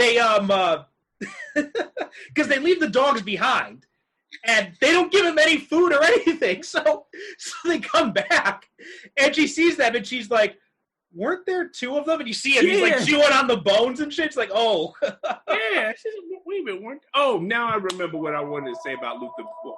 What I wanted to say about, okay. The whole Fortress of Solitude thing. Mm. I don't like that. I'm sorry. I have no idea who that is. Okay. Now, I understand why Superman does not have any kind of defensive measures to stop people from coming into the Fortress of Solitude because it's in the middle of the Arctic. Yeah. You know, and he probably figures, listen, if you're crazy enough to try to walk all the way to my fortress, you're welcome to it. Because he figures, nobody's going to brave the sub-zero temperatures anyway to try to get there. Okay. Mm-hmm. But after Luthor did come in there the first time, it seemed to me that he was, okay, well, you know what? I'm going to fix it so nobody else can get it. Especially if he's going to be leaving Earth for 5 years, right? I mean, thank you. I mean, that's like leaving it's like going on you're going on extended vacation and you leave your front door wide open. And you leave you leave your front door wide open. Second of all, Luthor comes in and he has no problem using the Kryptonian technology. Mm-hmm. I don't know. I have a problem with that also. Because it seems to me that Superman would have changed the locks. Or the codes or whatever, so that if somebody even did get in, they couldn't access the technology. That's, I'm sorry. To me, that makes Superman seem like kind of dim. Yeah. That he wouldn't take steps to, lock it up. Right. I agree with you. Yeah, you're right. I was thinking that too. Also, another problem I had with that scene is that Jor-El's no longer an artificial intelligence. He's basically just a recording. Bingo. That's something else that it doesn't fit with the first movie. Because if you go back to, I'm about to say that, because if you go back to the first movie, Jor-El is actually having a conversation with his son. Right. He's not just repeating stuff because he's an intelligence. He's artificial, like you said, he's an AI. Yeah. So he's actually having a conversation with him. In this movie, he's repeating stuff. Yeah. Also, there is now that's also kind of a story problem with the first two movies, because if you look at the Richard Donner cut, when Luthor goes into the Fortress of Solitude and he activates it, like it is also only recordings of Jor-El. Like in the original in the Richard Lester version, obviously Jor-El's been replaced because Brando didn't want to work with Lester. But in the Donner version, you had Brando in those scenes, but he still is talking as if it's a recording. So there's some inconsistency in the original movies as well. I would just like to say though that in this movie, the Fortress of Solitude looks absolutely spectacular. Oh yeah, definitely. Oh my God! Well, I've always liked the look of it.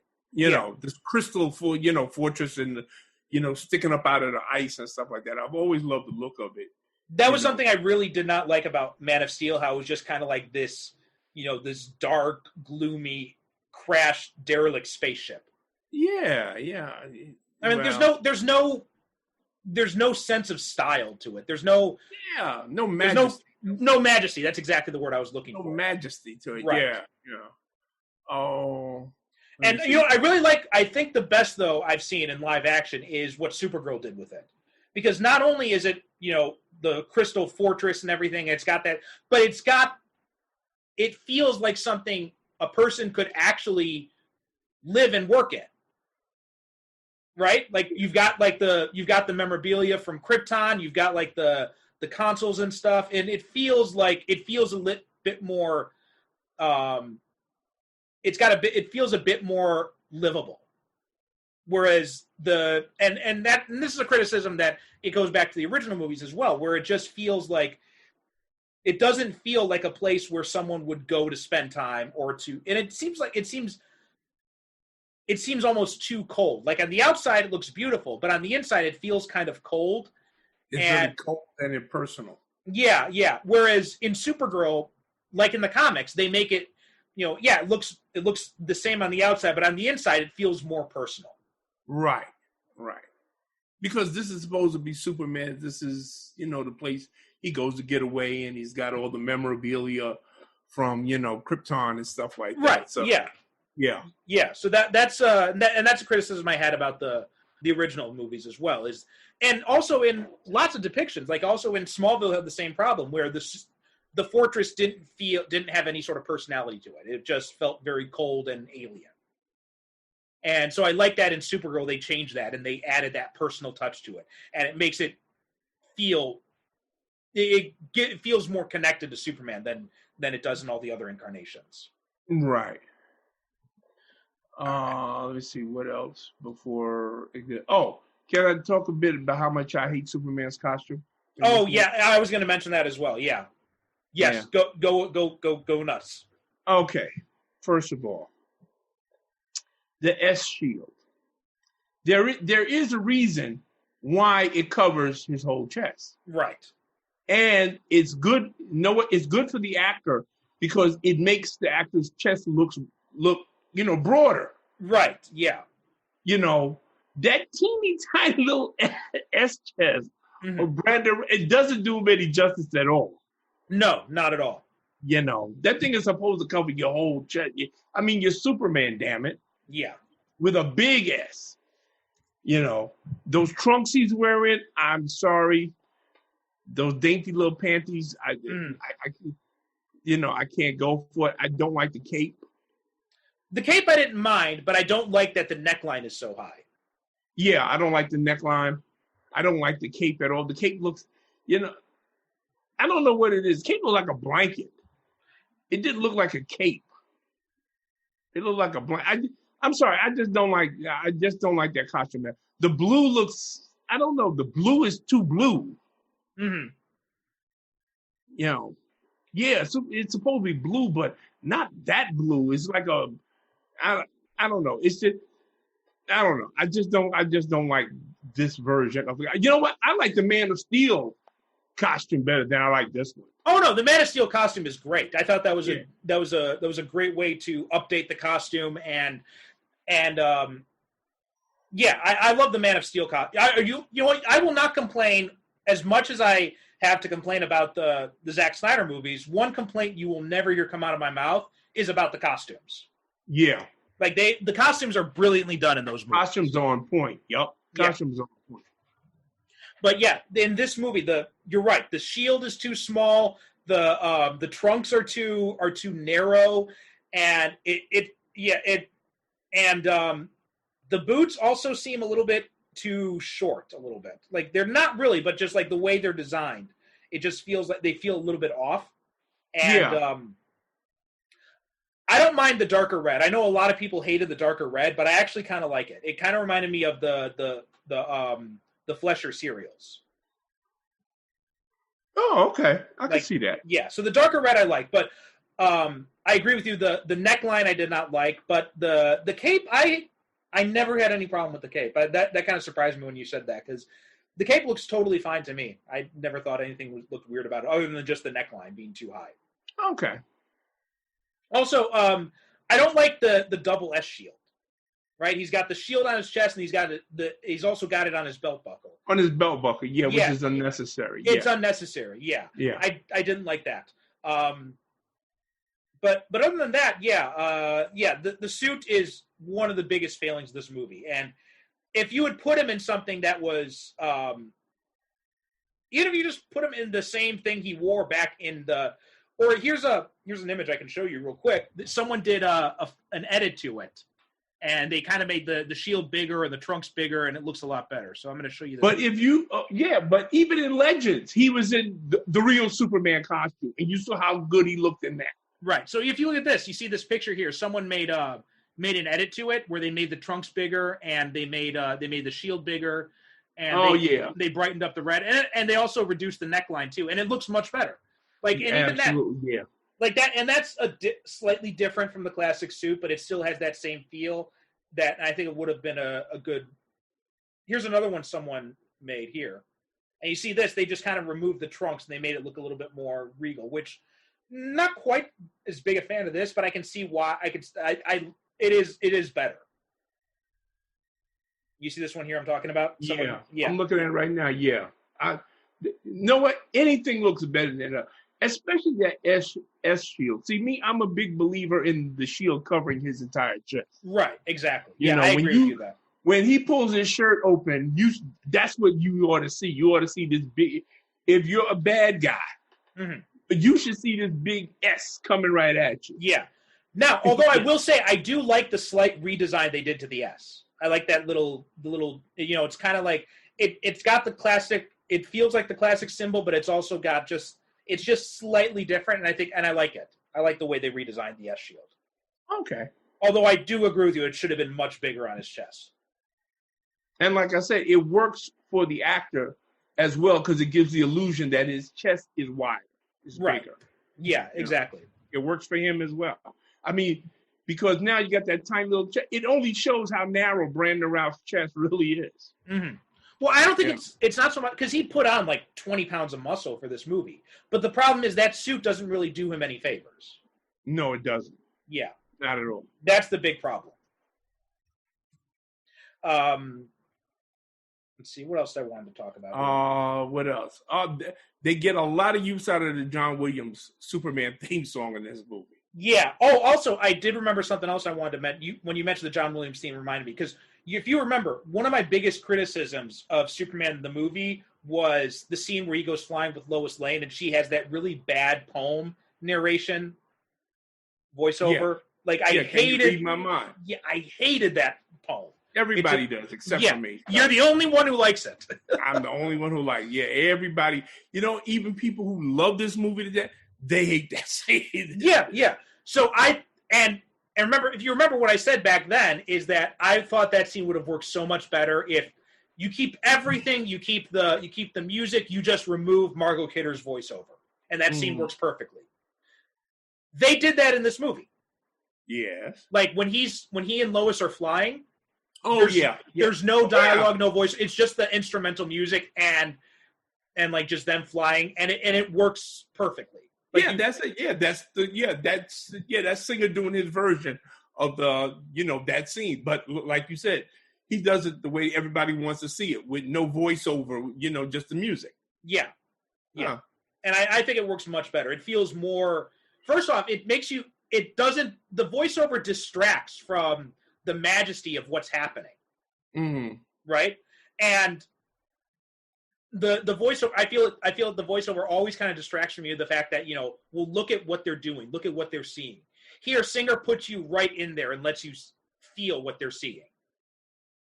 So I thought they did a good job with that. And yeah. I mean, listen, I like that scene because I like what the scene represents. It's the purest way for Superman and Lois to fall in love. Yeah. Because the one thing about Superman, here's the one thing that we always love about Superman. He flies. Mm-hmm. As Zod asked Lex Luthor in Superman 2, does he fly? Lex says constantly. Yeah. He flies. How does he fly? Nobody knows. There have been reams of web pages and books and dissertations and papers speculating on why Superman flies. He just flies. Just accept it. I mean, at the core of it, it doesn't matter. He flies. Yeah. And this is a gift that he shares with Lois. Yeah, and I mentioned that. And that's what makes that scene so powerfully emotional, at least for me. Yeah, absolutely. And I mentioned this too when we talked about Superman, is that I remember when in the 80s when John Byrne rebooted Superman, he tried to explain everything through like some form of telekinesis. Like he's got a... Oh, yeah. I'm just like, just let people enjoy. Like, why do you got to go and over-explain everything? Who gives a shit, really? Yeah, he flies. Yeah, I don't know. That's why he's Superman. It's like, why does Batman have a can of shark repellent in the Batcopter? He's Batman. Yeah. Why does Superman fly? Because he's Superman.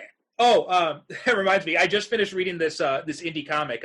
Sean Ali brought it to my attention called "The Wrong Earth," and it's like this. It's this idea of like, what if the 66 Batman and like the I guess maybe the Snyder Batman switched Earths.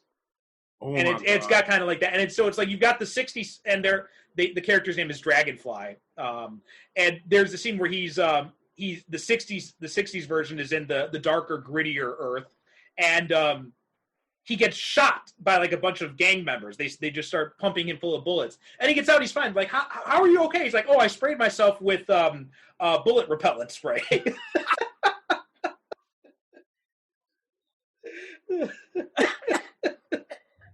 Oh, that's great.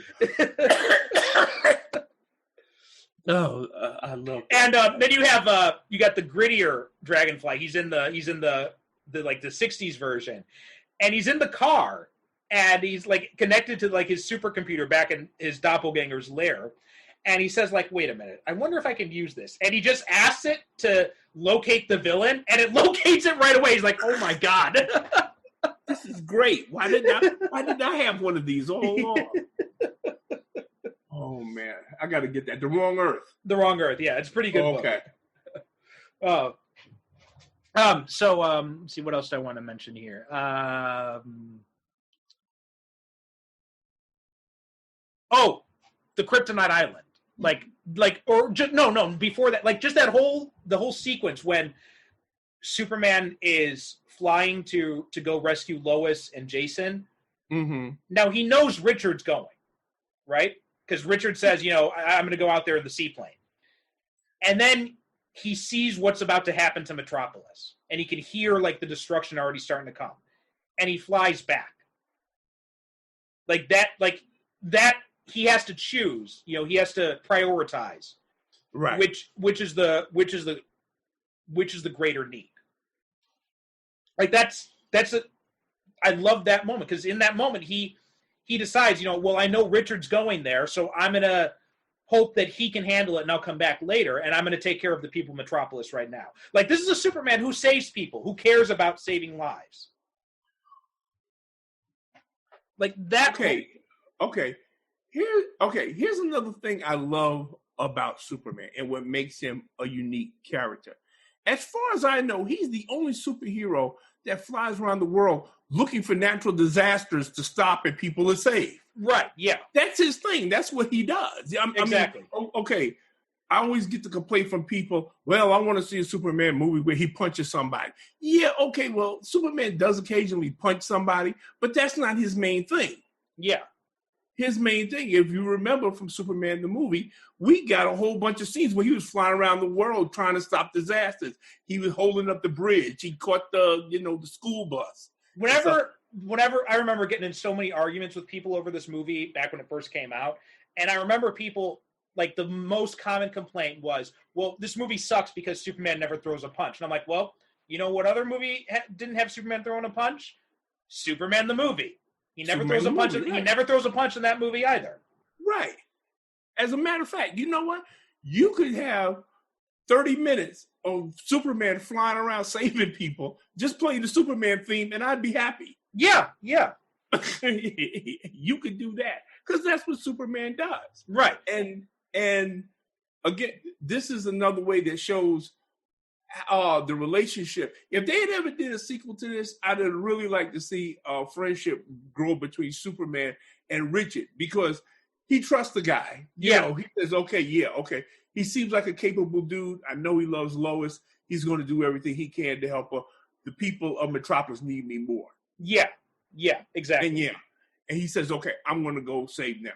And that's what he does because that's what Superman does. Yeah, that's one of the things this movie does the best out of any Superman movie to date is it really showcases in spectacular fashion because Superman the movie did it as well, but they didn't really have the technology to really convey it. But this movie, like, it shows how amazing it can be to watch Superman flying around saving people. Like when he saves the space shuttle and the airplane. Right. It's it's so different from the helicopter scene and the Air Force One scene, right? Because in those, it's just very quickly done. Right? There's no real spectacle to it. But this, oh man, this is spectacle. It's like that's one thing Singer did perfectly is he showcased Superman's abilities better than anyone else. Yeah, like when he's got the plane and he's holding on to it and the plane is going into the stadium and just at the very last minute, Superman puts his legs up under him and he said, and you see the plane ripple. The skin yeah. Oh, that was a great touch. Well, that was something else. So one of the times I saw this movie, it was with a friend of mine who's got a master's or a PhD or something in physics, right? And as we were watching this movie, after the end of it, I'm like, what do you think? He's like, you know what I really liked about it? I'm like, what? And he's like, the physics actually makes sense. He's like, the physics in this movie, they actually make sense. And he compared it to Spider-Man 2. He's like, the physics in Spider-Man 2 were complete nonsense. But in Superman 2, they actually made an effort to make sure everything fits together. He said that he really liked that touch about it. So, that's like the scene when he does, like, he pushes the hole in the front of the nose of the plane, it kind of ripples out. That was like to prevent like shock waves or something like that. I can't remember exactly what his explanation was, but he explained it to me, and he's like, that's why he does it, and that makes perfect sense in that scene. And like, see, to me, that is the best way to introduce Superman in any movie. Have him saving somebody, because that's what Superman does. Yeah, exactly. All that stuff with super villains and everything like that. It's like the Fantastic Four. I tell everybody, okay, who is the Fantastic Four? The Fantastic Four is a family of scientific adventurers. Mm-hmm. Their actual job in the Marvel Universe is to go out and explore those areas of the Marvel Universe no other Marvel character goes in. Right. They expand the boundaries of the Marvel Universe. They go to the negative zone, and they go into outer space, and they go to other dimensions. Fighting supervillains is something, that come with the territory. That's on the side. But that's not their primary job. Like the Avengers. The Avengers, that's their thing. They fight supervillains. Yeah. That's their, that's their profile. Mm-hmm. That's their mission statement. That's not the mission statement for, the Fantastic Four. Right. Superman, his thing is he saves people. Now, occasionally he may have to fight a supervillain along the way, but it's not like he actively goes out and looks for the parasite and says, okay, well, I got to beat up the parasite. No, his primary motivation is he wants to save as many people as possible. Exactly. And that's why, like I said, he's the only superhero that I know that, okay, once he punches out as Clark Kent, he changes to Superman and he goes flying around to India or wherever. Or he finds a forest fire to put out. Yeah, or exactly. He stops a tsunami or something. Yeah, that's what he does. Superman is just a superhuman search and rescue. Bingo. That's exactly what he's supposed to be. Like, he's not necessarily a crime fighter. He's a crime fighter by consequence if it happens. Right. If he happens to hear like, oh, okay, somebody's trying to rob the bank. Like they did in this movie. Like he's hovering above the earth. Oh, and he's got his super hearing tuned in. He's listening to all this stuff. And he hears a bell go off and he says, oh, okay, well, let me go see what this is all about. That was such a great moment when he's up there above the earth and he just hears everything. And you can imagine they did a really good job of portraying that. And then and again, that's another great scene where he's flying around, he's stopping crime, and he's saving people. And the memorable scene when the guy walks up to him, points the gun at his face, and fires the bullet, and it smashes against his eye. And then Brandon Routh just has this little smirk on his face. Yeah, he got this little smirk. See, you're not supposed. See, Superman, you're not supposed to enjoy your powers that much, But no, I'm glad they show him doing that, because that was like in the first movie when Jor-El says to him after his first night, and he's like, and Superman's talking about how he's like how good it felt to save people and to use his powers and to do good, and that's I get the feeling that Brandon Routh as Superman is really enjoying being Superman in those scenes. Well, yeah. I love that whole Bank Robinson. I love it, first of all, because they managed to get in the whole faster than a speeding bullet. Yeah. Thing, because we see the bullets coming out and they slow down, and then all of a sudden you see Superman. He's racing the bullet and he gets ahead of it. Yeah. So I said, oh, cool, faster than a speeding bullet. Yeah. And then also, and when Luthor's continent is causing the destruction of Metropolis, and he flies through, he's using his powers in smart ways, right? Like he's using his heat vision to vaporize the glass. He's using his his super breath to blow out the fire. And he's just everything he's doing, he's going and he's saving. Although one thing I think they should have done would have been a nice Easter egg is he saves the construction worker, right? Uh-huh. I think that should have been a black actor, because then you got a tie-in for John Henry Irons, who becomes Steel in the comics. Oh, who was also rescued by Superman from he fell off a high rise. Yeah, right. Yeah, when he falls off of the he falls off of the construction site. Yeah. So he saves a construction worker who falls, but it's a white guy. But it's a white guy. You're right. Yeah. I think they missed a good opportunity for an Easter egg to have that be a black guy, and then to have like a hint of that guy will become Steel. But you make an excellent point where you say that we get to see Superman use the full range of all his superpowers in very smart, intelligent ways, like you say. Yeah. Yeah. And that was a really nice touch. He's not just using his powers to blow shit up and destroy the city, and he's not completely. He cares about the people who are in danger. Whereas in Man of Steel, where he drags Zod out from the middle of a cornfield, chucks him into a gas station in the center of Smallville, and stands there and waits. And his advice to the people is, stay inside. And they're standing behind wooden doors, and they're locking him like that's going to do shit. Stay inside. Yeah, okay. Yes. Yeah, that's going to do any good. I mean, Superman literally brought Zod to a populated area. He took it from that movie. Oh. Yeah, and see, that's the one thing that you can never lose sight of is Superman. And I hear this all the time. First of all, I hear from people, well, Superman, he's boring. My opinion, and we're going to lose some listeners right now. My opinion, boring people think Superman is boring. Yeah. Superman is not boring. Superman cares about other people, which is another thing that separates him from other superheroes. He cares about people. He would let a supervillain go first before it brought harm to innocence. Mm-hmm. Yeah. That's his whole thing. He cares about other people. He cares about other people being safe. Yeah. If you lose that, then you lose a lot of what makes the character great. And if you lose that, you're not doing a Superman story, in my opinion. Yeah, you're just not. And Superman has to care about the people. They have to be his number one priority. It's not, and if you throw that away so that he can slug it out and level buildings with a supervillain, you're doing a real disservice to the character and what the character is about. And I've never understood. If you just want to see two super powerful guys slugging it out without concern about collateral damage, go watch Dragon Ball Z. Yeah, exactly. Which, please don't let me get started on Dragon Ball Z. Talk about boring. I've never understood people that want to turn Superman into something that he's not. Yeah. Don't take away what makes him a unique character. And don't tell me, well, you can't write good stories about Superman because he's too powerful.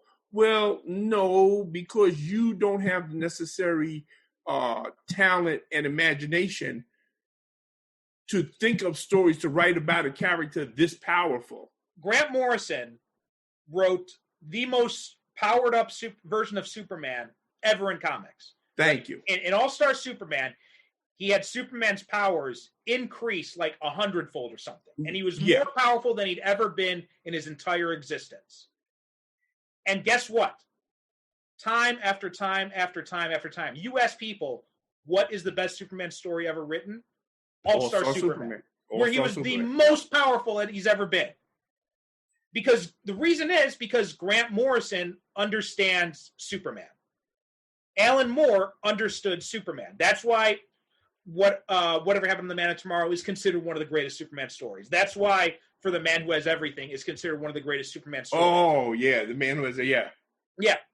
Mark Waid, Birthright, right? These guys, they understood what a Superman story is. They understood what that character is. And they wrote stories about that character. They don't change him into something he's not because they're lazy or because they don't like the character. You don't like Superman, don't write a Superman story. There you go. Don't write a Superman story. If you want to write a story about an all-powerful character that goes around beating up people and killing people, well, go write somebody else. Exactly. Go write that character. Go write that character. Yeah. Go make a Supreme movie. So yeah, it's just like I don't understand people who are like, well, I never liked the character that way, so I have to change it. No, just find a character that you do like. Don't completely twist it into something it's not, and piss off all the fans of the character just because you want something different. It's first off, it's uncreative as hell, right? It's creatively lazy, and second, it's just arrogant. You know, to think that, well, I don't like this, so I have to change it, so I will like it. No, you don't. Just find something that you do like. Right, exactly. You're changing it because that's what you like. Right. It's selfish, it's arrogant, and it's just, I'm tired of seeing that. You can't see me right now, but I'm standing up. Yeah. And, you know what? I got to give it to you. Very well said. Yeah, and that's why the best superhero movies are the ones that you find people who do care about these characters, who understand them. And yeah, maybe they make some changes to update or modernize it, but at the core, the characters are true to who they've always been. Exactly. Yeah, Captain America in the movies, he's much more laid back than Captain America in the comics, right? He's much more of, you know, Captain America in the comics, they sometimes write him as a grandpa. Uh-huh. But in the movies, you know, he feels like a modern guy. Even with his backstory. He still feels like a guy who's living in the modern world. He feels like a young guy. So yeah, that's a change. But at his core, he still has those values, right? He's still fighting for the ideals of America, the ideals of freedom and liberty. And he's still, at his core, a decent guy. Yeah, maybe he curses a little bit more, but that's it. And let me ask you something, since we are on this particular line of character investigation, because I know a lot of people have a problem with it. And these are the same people that said, well, you can't make a movie called Captain America because that'll offend this one and offend this one and offend that one. Do you have a problem with the saying that Superman stands for truth, justice, and the American way? Not really. I just think I think it's a bit archaic because Superman tends to be more of a global character.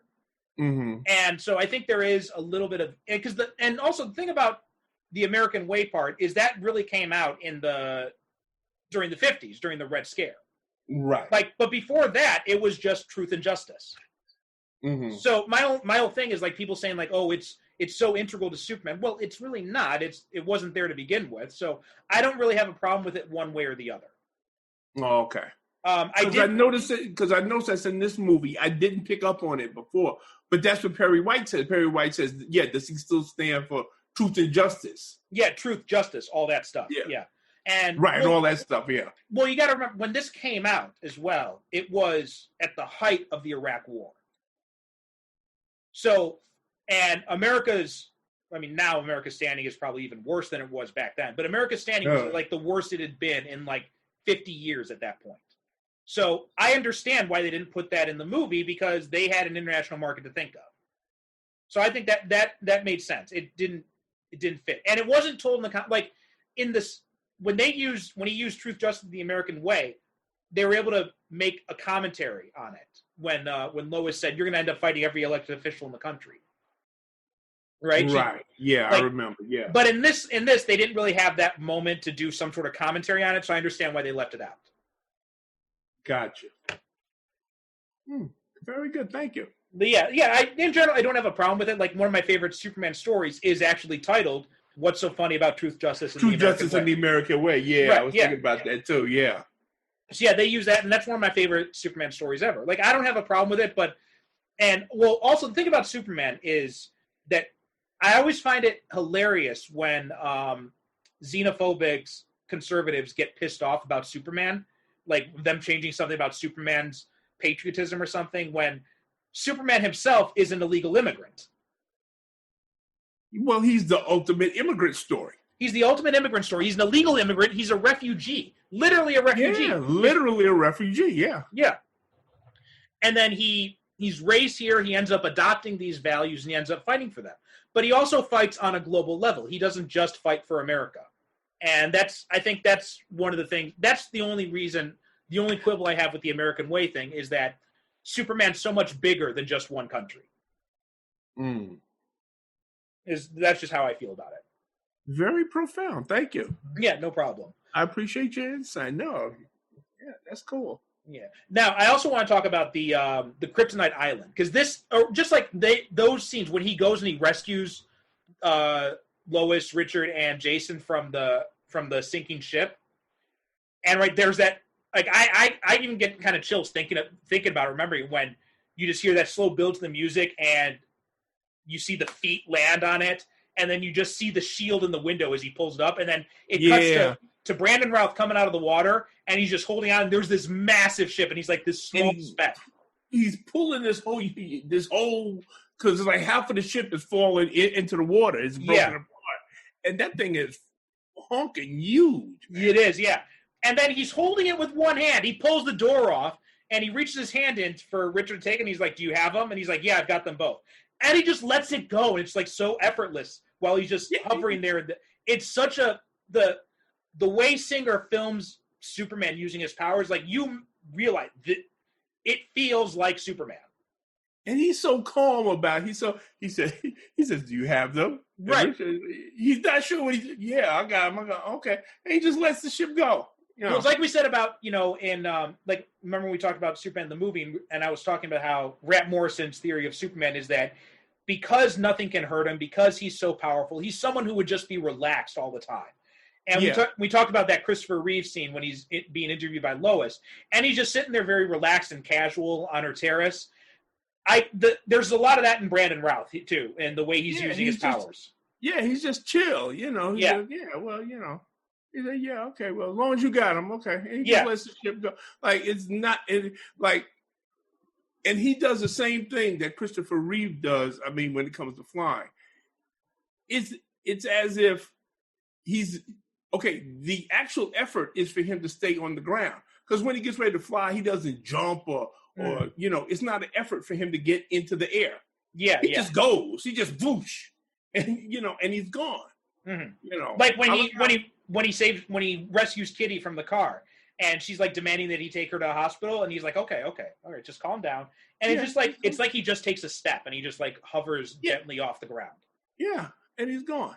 Or like when he takes Lois from the roof of the Daily Planet, and she says to him, Richard always takes me flying all the time. And then he says, "Not like this." And then she looks down and she suddenly realized he took off and she didn't even notice. He took off. Exactly. That is a perfect example of what I'm talking about. She looks down. He took off. She didn't even know it. Yeah, we don't need this shit where like he charges up and there's like cracks appearing in the ground and all that, and he causes an earthquake. No, it's effortless for him. Again, that's not super. Exactly, flight is effortless for him. Mm-hmm. It comes as natural to him as breathing. I always love the flying scenes in this movie and when Christopher Reeve does it, because it's like it's effortless. Exactly. Yeah. Yeah. And then when he a lot of people complain about him having the strength to go and lift the Kryptonite Island, but I thought they handled that really well, because they show you right after Lois pulls the Kryptonite shard out of him, and then he flies up above the cloud and he bathes in the solar energy first. In the solar energy, yeah. And that I can't think of any movie that has really shown, not live action, that's really shown that, like how he gets his power from the sun. It's like, okay, I know people, like you said, have had a problem with that, and I've always cited that scene. I said, well, he flies up and gets like a supercharge. Right, you see him, he's sitting there, he looks like he's taking a hot shower almost. Right, exactly. And then his hands tighten to fist, and you're like, oh yeah, shit's about to go down. Right. So he's getting like he's charging up, mm-hmm. He can have the strength, because he knows he's got to lift this thing up out of the water. Yeah, and carry it he's got to carry it, so he's got to carry it quite a ways. Now that's another example of an epic scene, like when the continent's rising up out of the sea, and then like the chunks are falling down, and then you see it's Superman there holding it all up on his shoulders. Right. That is it's. There's so many epic moments like this, and the script has lots of problems, but it's totally over. At least I feel those script problems, the whole thing with Jason, the problems with Lois, the fact that it's basically a remake of Superman the movie, all that stuff is overshadowed for me by those epic scenes. Yeah, it's got. Okay, as we said earlier, just like the X-Men movie, yeah, this movie has got flaws. There are some things I was watching last night. I was looking at it, and yeah, like one of my eyes would half close under certain things.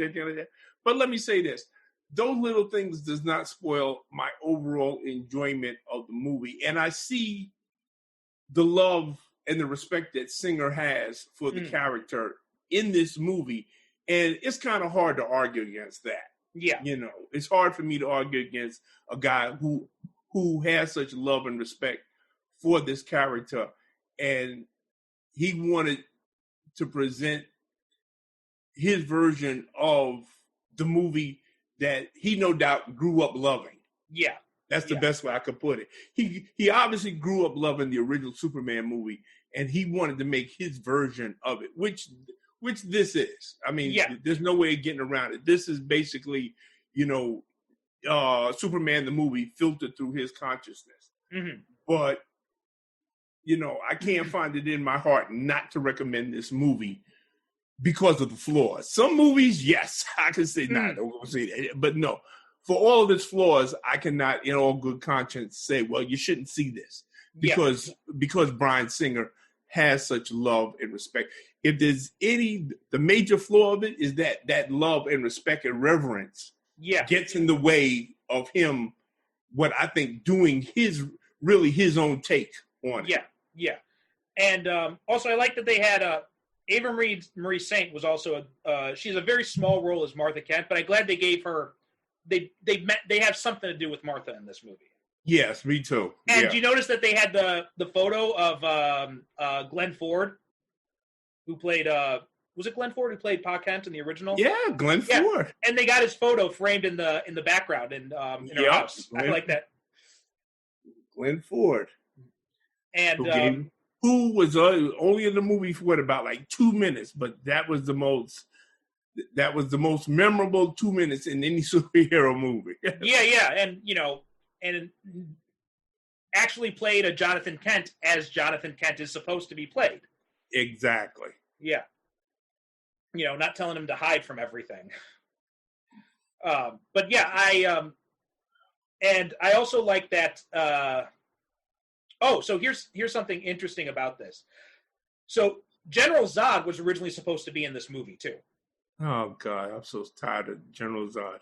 Well, I don't blame you, but they wanted Singer wanted Jude Law to play General Zod, which I think would have been I think Jude Law would have done a great job playing that character, and but Jude Law refused multiple times, and so Singer didn't want anyone other than Jude Law. So after like the third or fourth time he refused, Singer just took the character out of the script. You know what? General Zod should be like the Joker. It should be like 5 years before we see him in any Superman movie. Mm-hmm. Yeah. And then, well, apparently after the movie came out, though, Jude Law saw it and he loved it. And then after that, he's like, "Hey, so can I be in the sequel?" So they were talking about doing a sequel with Brainiac, and Jude Law was probably in the running to play Brainiac in that movie. Which would have been, I think would have been a really, because Singer had said like at, everyone says this movie was such a failure, but it was the highest grossing DC movie at the time. It outgrossed Batman Begins. Warner Brothers, which really amazed me, Warner Brothers said that they were unhappy with how much this movie made. This movie made something like $300 million. Well, you know what? They changed their minds about it. Because at first they said they were happy with the numbers, and then later they said they weren't. Yeah. And so, yeah. And again, like you said, there's a perception this movie was not a flop. It made a lot of damn money. Made a lot of money. It was the highest grossing DC movie. It made more money than Batman Begins. That's just a fact. And they were going to go ahead with the sequel. It was going to be called Man of Steel. Singer was going to come back to direct it. Brandon Routh was under contract to come back. They were talking to Jude Law about playing Brainiac. And Singer had said at a comic convention, I think it was, and he said, now that we've kind of reestablished Superman being back in the world, the next movie we can go all Wrath of Khan. Like, he wanted to go full out and do a lot more action and spectacle in the next movie, which I think would have been a lot better than the Man of Steel we got. The problem with Warner Brothers is that, you know what? The movie didn't make as much money as they wanted it to make. They wanted it to make like I don't know, like $1 billion. Yeah. And I mean, once it didn't do that, then they started saying, well, the movie, we wasn't happy with how much. I don't understand how you cannot be happy with a movie that's made you $300 million. Yeah. Yeah, exactly. And so, yeah, I think we would have gotten a much better Man of Steel had Warner Brothers gone ahead with their sequel. There are problems with this movie, just like there are problems with the first X-Men movie, but I think just like with X2, Singer would have hit his stride in a Superman Returns sequel. Well, yeah, because now he's done established a new status quo, and which is really all this movie is. Exactly. It's just a setup for the new status quo. Yeah. So once he got that out the way, yeah, we could, because he still had everybody. We still got Lex Luthor out there because we see him at the end of the movie. Him and his girlfriend, they're on an island. They ran out of gas. Oh, and then, you know what? This is karma coming back on the dog. Because because she says, well, what are we going to eat? And Lex looks at the dog. And the expression on the dog's, I don't know how they got that expression on the dog's face, but the dog is like, oh, shit. Yeah. You can see it on the dog's face. He's like, oh, shit. Karma's getting ready to bite your ass, Pookie. And also, we see that, I think this movie needs to make clear what exactly happened between Superman and Lois 5 years ago, because she's surprised to see Jason has powers, but you get the sense that she's known all along it was Superman. Yeah. And yet she doesn't know that Superman and Clark are the same people. So that makes you wonder, like, the amnesia, if they're going with the amnesia kiss, did it just erase his memory of her memory of him as Superman? And so she still believes that they slept together and all that? Or was it just like, you know, you remember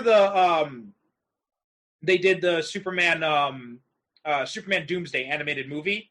Uh-huh. And it had Superman and Lois in a relationship in that movie, even though Lois didn't know his secret identity.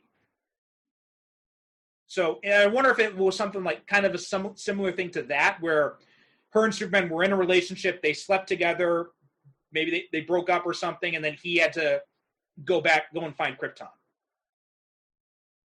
So I'm not sure exactly. Well, you're right about that one thing about Jason. The movie's definitely trying to have his cake and eat it too, because they try to give you the impression, like Lois knows that her son does have superpowers. But then there's other times when, like you said, the thing with the piano, she actually, Well, I think not that she knows he has superpowers, but that she knows he's Superman's son. Yeah. That's go back. Well, she tells him. Yeah, and then she tells him when he's in the hospital. The hospital, yeah. And then there's that great scene when Jason is sleeping, and he repeats the lines, the last words his father said to him. Right, exactly. Like, I love that little, that puts that in such great context. The last line: "The son becomes the father, and the father the son." Right. I said, it sets up the whole thing, because Lois sees him leaving, and she says, "Oh, you're going to be around, right?" And he says, "Yeah, I'll be around." So now you got to think this: okay, where is their relationship going to go now? Mm-hmm. Now that he knows he has a son, and what is she going to tell Richard? They still going to have a relationship, because you don't really want to see her break up with Richard, because damn, the guy risked his life to save her and her kid, Right. So, and he's an okay dude. Yeah, he's a good guy. Yeah. Yeah. Now, he's a stand-up guy. You don't want to see him get hurt. So it would have been interesting seeing how that would have developed. But you had to do something different, right, other than the whole thing with Superman and Clark being rivals. Mm-hmm. That's the one thing that I do give this movie credit for, that it said, okay, we're going to do something different with this whole Clark and Superman and Lois thing. We're going to actually bring in a real rival, And it's not going to be a rival who's totally wrong who's totally bad for Lois, like they did because they did that in Lois and Clark, right? They brought Lex Luthor in as a romantic rival for Clark. Right. But right. that doesn't work as well because Lex Luthor's an evil son of a bitch. Exactly. So here it works because Richard is... So in that one, you're always rooting for Clark. But in this one, you're watching this and you're like, well, you know what? Yeah, Clark's the main character and all, but I kind of like Richard a lot too. Yeah, exactly. You know what? You're saying to yourself, you know what? If she ends up with Richard, I wouldn't bitch about it. Yeah, you know? Exactly. Yeah. I wouldn't complain if she ends up with Richard. Like you said before, they do a good job of showing like these are mature adults involved in this situation. Exactly. And they're trying to find a way to navigate through it. Like I said, this isn't like two high school jocks fighting over the cheerleader. These are all adults. They're mature adults, and they're trying to navigate their way through this sticky situation in an adult manner. Exactly. Which I really appreciated. That's an aspect of this movie that I really enjoy, and I really think that they nailed. Mm-hmm. Yeah, absolutely. All right. Now, one of the most contentious scenes in this movie is when Superman goes to Lois and Richard's house and he uses X-ray vision. Like lots of people have bitched about that scene and called it like Super Stalker and all that. What did you think of that scene? Okay. My feeling is that stalking is something that is done over a sustained period of time. Mm-hmm. Okay. Superman went because he didn't know what her home life was like with this guy, Richard. Mm-hmm. He didn't know if it was happy, if it was contentious. He was curious. He wanted to know what their life, at home was like. And he looked in and he saw that, the kid was playing and they were making dinner together and, everything looked all right and everything like that. And you notice that once they started talking, because Richard and Lois, once they started getting into this heavy conversation, he turned off his X-ray vision and he flew away. Yeah.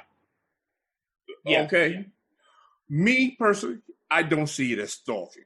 I do not see that scene as stalking. Superman was scared. Okay. Here's the perfect thing. Everybody talk about, Superman, he's not relatable. What is more relatable than a guy who's in love using his superpowers to try to find out, is this girlfriend really in love with this other guy?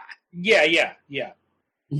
Now, I think I agree with you for the most part. I think the scene's a little problematic looking back on it. And also like the scene when he takes her flying, and when she says, Richard always takes me flying, and he says, not like this, with kind of a smile, and it feels like he's trying to compete in that moment. Well, of course he is. Well, yeah, that felt a little... Because, Richard's taking you flying, but not like this. Yeah, it felt a little childish for me for a Superman thing to do. But they kind of rectify it when he drops her off, and like we said before, then he pulls away from her. Right. And the scene when he goes to their house, it's a little skeevy, but I agree with you. I think people have made way too much out of it. Yeah, they made way too much. You know what? It would have been stalkerish if they had been in bed together and he's watching them. Yeah, that would have been. That would have been downright perverted. But no, he did. They're in the kitchen, like I said. Or even if they were kissing, if they were kissing and he's just standing there watching, that would have been creepy as well. Exactly. But when they're just having this conversation, and it's not so, and the thing he seems most interested in is how does she really feel about me? Like I think that he's just trying to get a feel of, is this a real relationship? Is she really in love with this guy? Yeah. Is she really going out with him? Is she really going to take him home tonight? Yeah. That's what I really think. That he's just trying to get he's trying to get a handle on how serious this relationship is. Mm-hmm. And know what? And I think it's kind of touching that Superman is not above using his superpowers to try, It just shows he's as human as the rest of us. Yeah. That, he says, okay, well, you know what? I know I'm not supposed to do, but just this one time.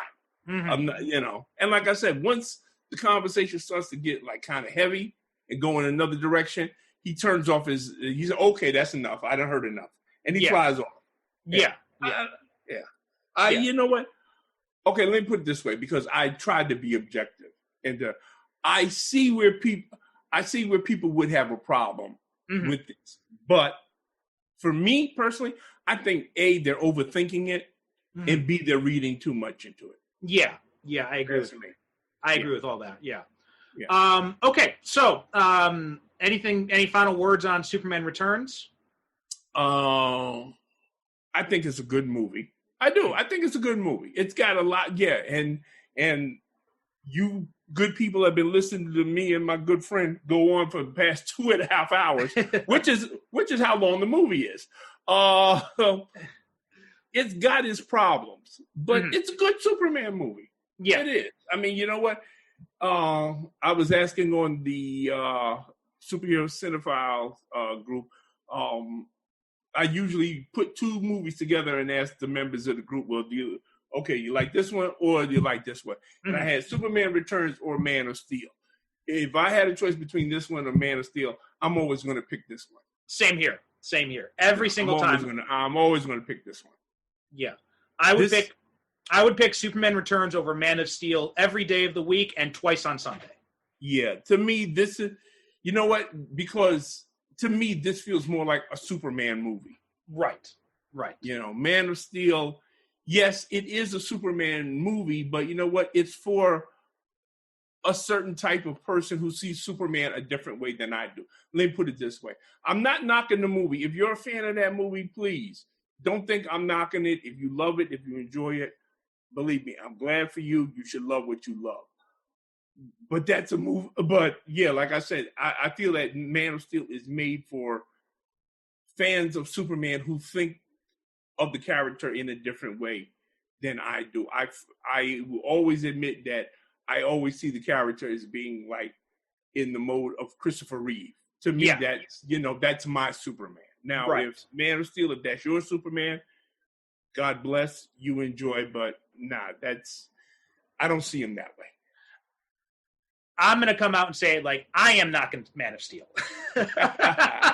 Because it's just, I hate this trend where all superheroes, like, I love dark and gritty superheroes, right? We talked before, like, I think The Dark Knight's a great movie. You got a different opinion of The Dark Knight. You don't think as much of it as I do. But I even though it's got some issues as a Batman, like, I still love that movie. I still love the Tim Burton really dark and gritty Batman stuff. I love dark and gritty superheroes. Like, I love The Punisher. But I think I also love, like, the bright and optimistic superheroes like Superman, like Captain America. There's a place for both. They don't all have to be the same. And I feel that Man of Steel does to Superman, and Snyder's movies did to the DC characters what the comics industry was doing to these icons back in the 90s, right? Mm-hmm. When they had to make everything dark and gritty, and everyone had to be wearing like massive shoulder pads and had to be roughed up and all this kind of stuff. Like Batman had to be replaced by a guy who wore a big suit of armor and killed criminals, and Superman had to go and he had to execute General Zod and the Kryptonians when they were powerless and all this kind of stuff. Like it was unnecessary is what they were doing to those characters. And it again, going back to Watchmen and The Dark Knight Returns, it took the wrong lessons from those comics and said, well, now we got to do this to all our heroes. And that's, to me, is what Snyder's movies did to the DC characters. You know what's the best part of the Man of Steel? What's that? Remember the first 20 minutes of the movie? Yes. The first 20 minutes are everything up until the point, like right after his the first time flying. I'm talking about the Krypton part. The Krypton part was good too. Yeah. I could have seen a whole movie set on Krypton. Yeah, the Krypton stuff was great. He made it feel like a lived-in alien world. That was great. Matter of fact, that's the first time on screen I've ever seen a Krypton that made me say, you know, something, that'd be a pretty cool place to hang out at. Right. And then right up until, but the movie as a whole, like with the exception of the stuff with Jonathan, but the first part of that movie, when he puts on the suit for the first time and he tries flying, and like you see like the joy in Henry and Cavill's face, up until that point, the movie is fine. The only quibble I have is with the scene when, you know, Jonathan tells him maybe you should have let those kids die. Right. That's the only quibble I've got with it. Because if I'm remembering the timeline of the movie correctly, Jonathan, they don't actually show how Jonathan dies until after he first flies as Superman. So, like, up until that point, everything works great. But then after that, he goes back to Smallville. He sees Lois there, and he tells her the story of how his dad died. And from then on, it's just a complete downward trajectory. You know what I mean? Yeah. Listen, we're going to need another 2.5 hours just to talk about Man of Steel whenever we get up to that. Yeah. No way. That's a movie with its own set of issues that I am not qualified. Yeah. Or prepared to deal with. Yeah. All right. So we got to get out of here now. We've been ranting for too long. I just saw your message. Oh, you just sent it right now. So okay. But yeah. So we got to wrap up now. So just to say that next week for my pick, I thought with all this stuff going on with the unidentified, you know, stormtroopers going into Portland and all this, and just like all the lawlessness and like the authoritarian tendencies, I thought this would be a good time to go back and look at V for Vendetta. Oh, okay. I figured this movie is very timely right now. Yeah. I haven't seen that movie. Oh my God, I don't know how long. Mm-hmm. I haven't seen it in ages. Yeah, but yeah, V for that definitely is the movie for our time. Exactly. Yeah. So join us next week. We'll be talking about V for Vendetta. In the meantime, head on over to the group Superhero Cinephiles on Facebook. Join in the discussion. You can toss us a few bucks through our website, superherocinephiles.com. Donate through the PayPal button, and we will see you next time when we're talking about V for Vendetta. Okay. Thank you for listening as always. Good night. God bless. Stay safe out there, you know, and be good to each other. Watch some good movies and read some good books, and we'll see you next week. Yeah, and make sure to wear a mask. Absolutely.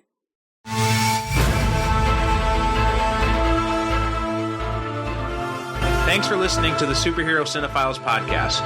If you have any questions or comments about this or any other episode, or if you have a superhero movie or TV show you'd like us to cover in a future episode, you can email us at superherocinephiles@gmail.com, or you can also visit us on the web at superherocinephiles.com. If you like what you hear, leave us a review wherever you get your podcasts. Each review helps us reach more potential listeners. You can also support the show by renting or purchasing the movies discussed, or by picking up our books, all of which can be accessed through the website, as well as find links to our social media presences. The theme music for this show is a shortened version of Superhero Showdown, a royalty-free piece of music courtesy of BesleonStudios.com.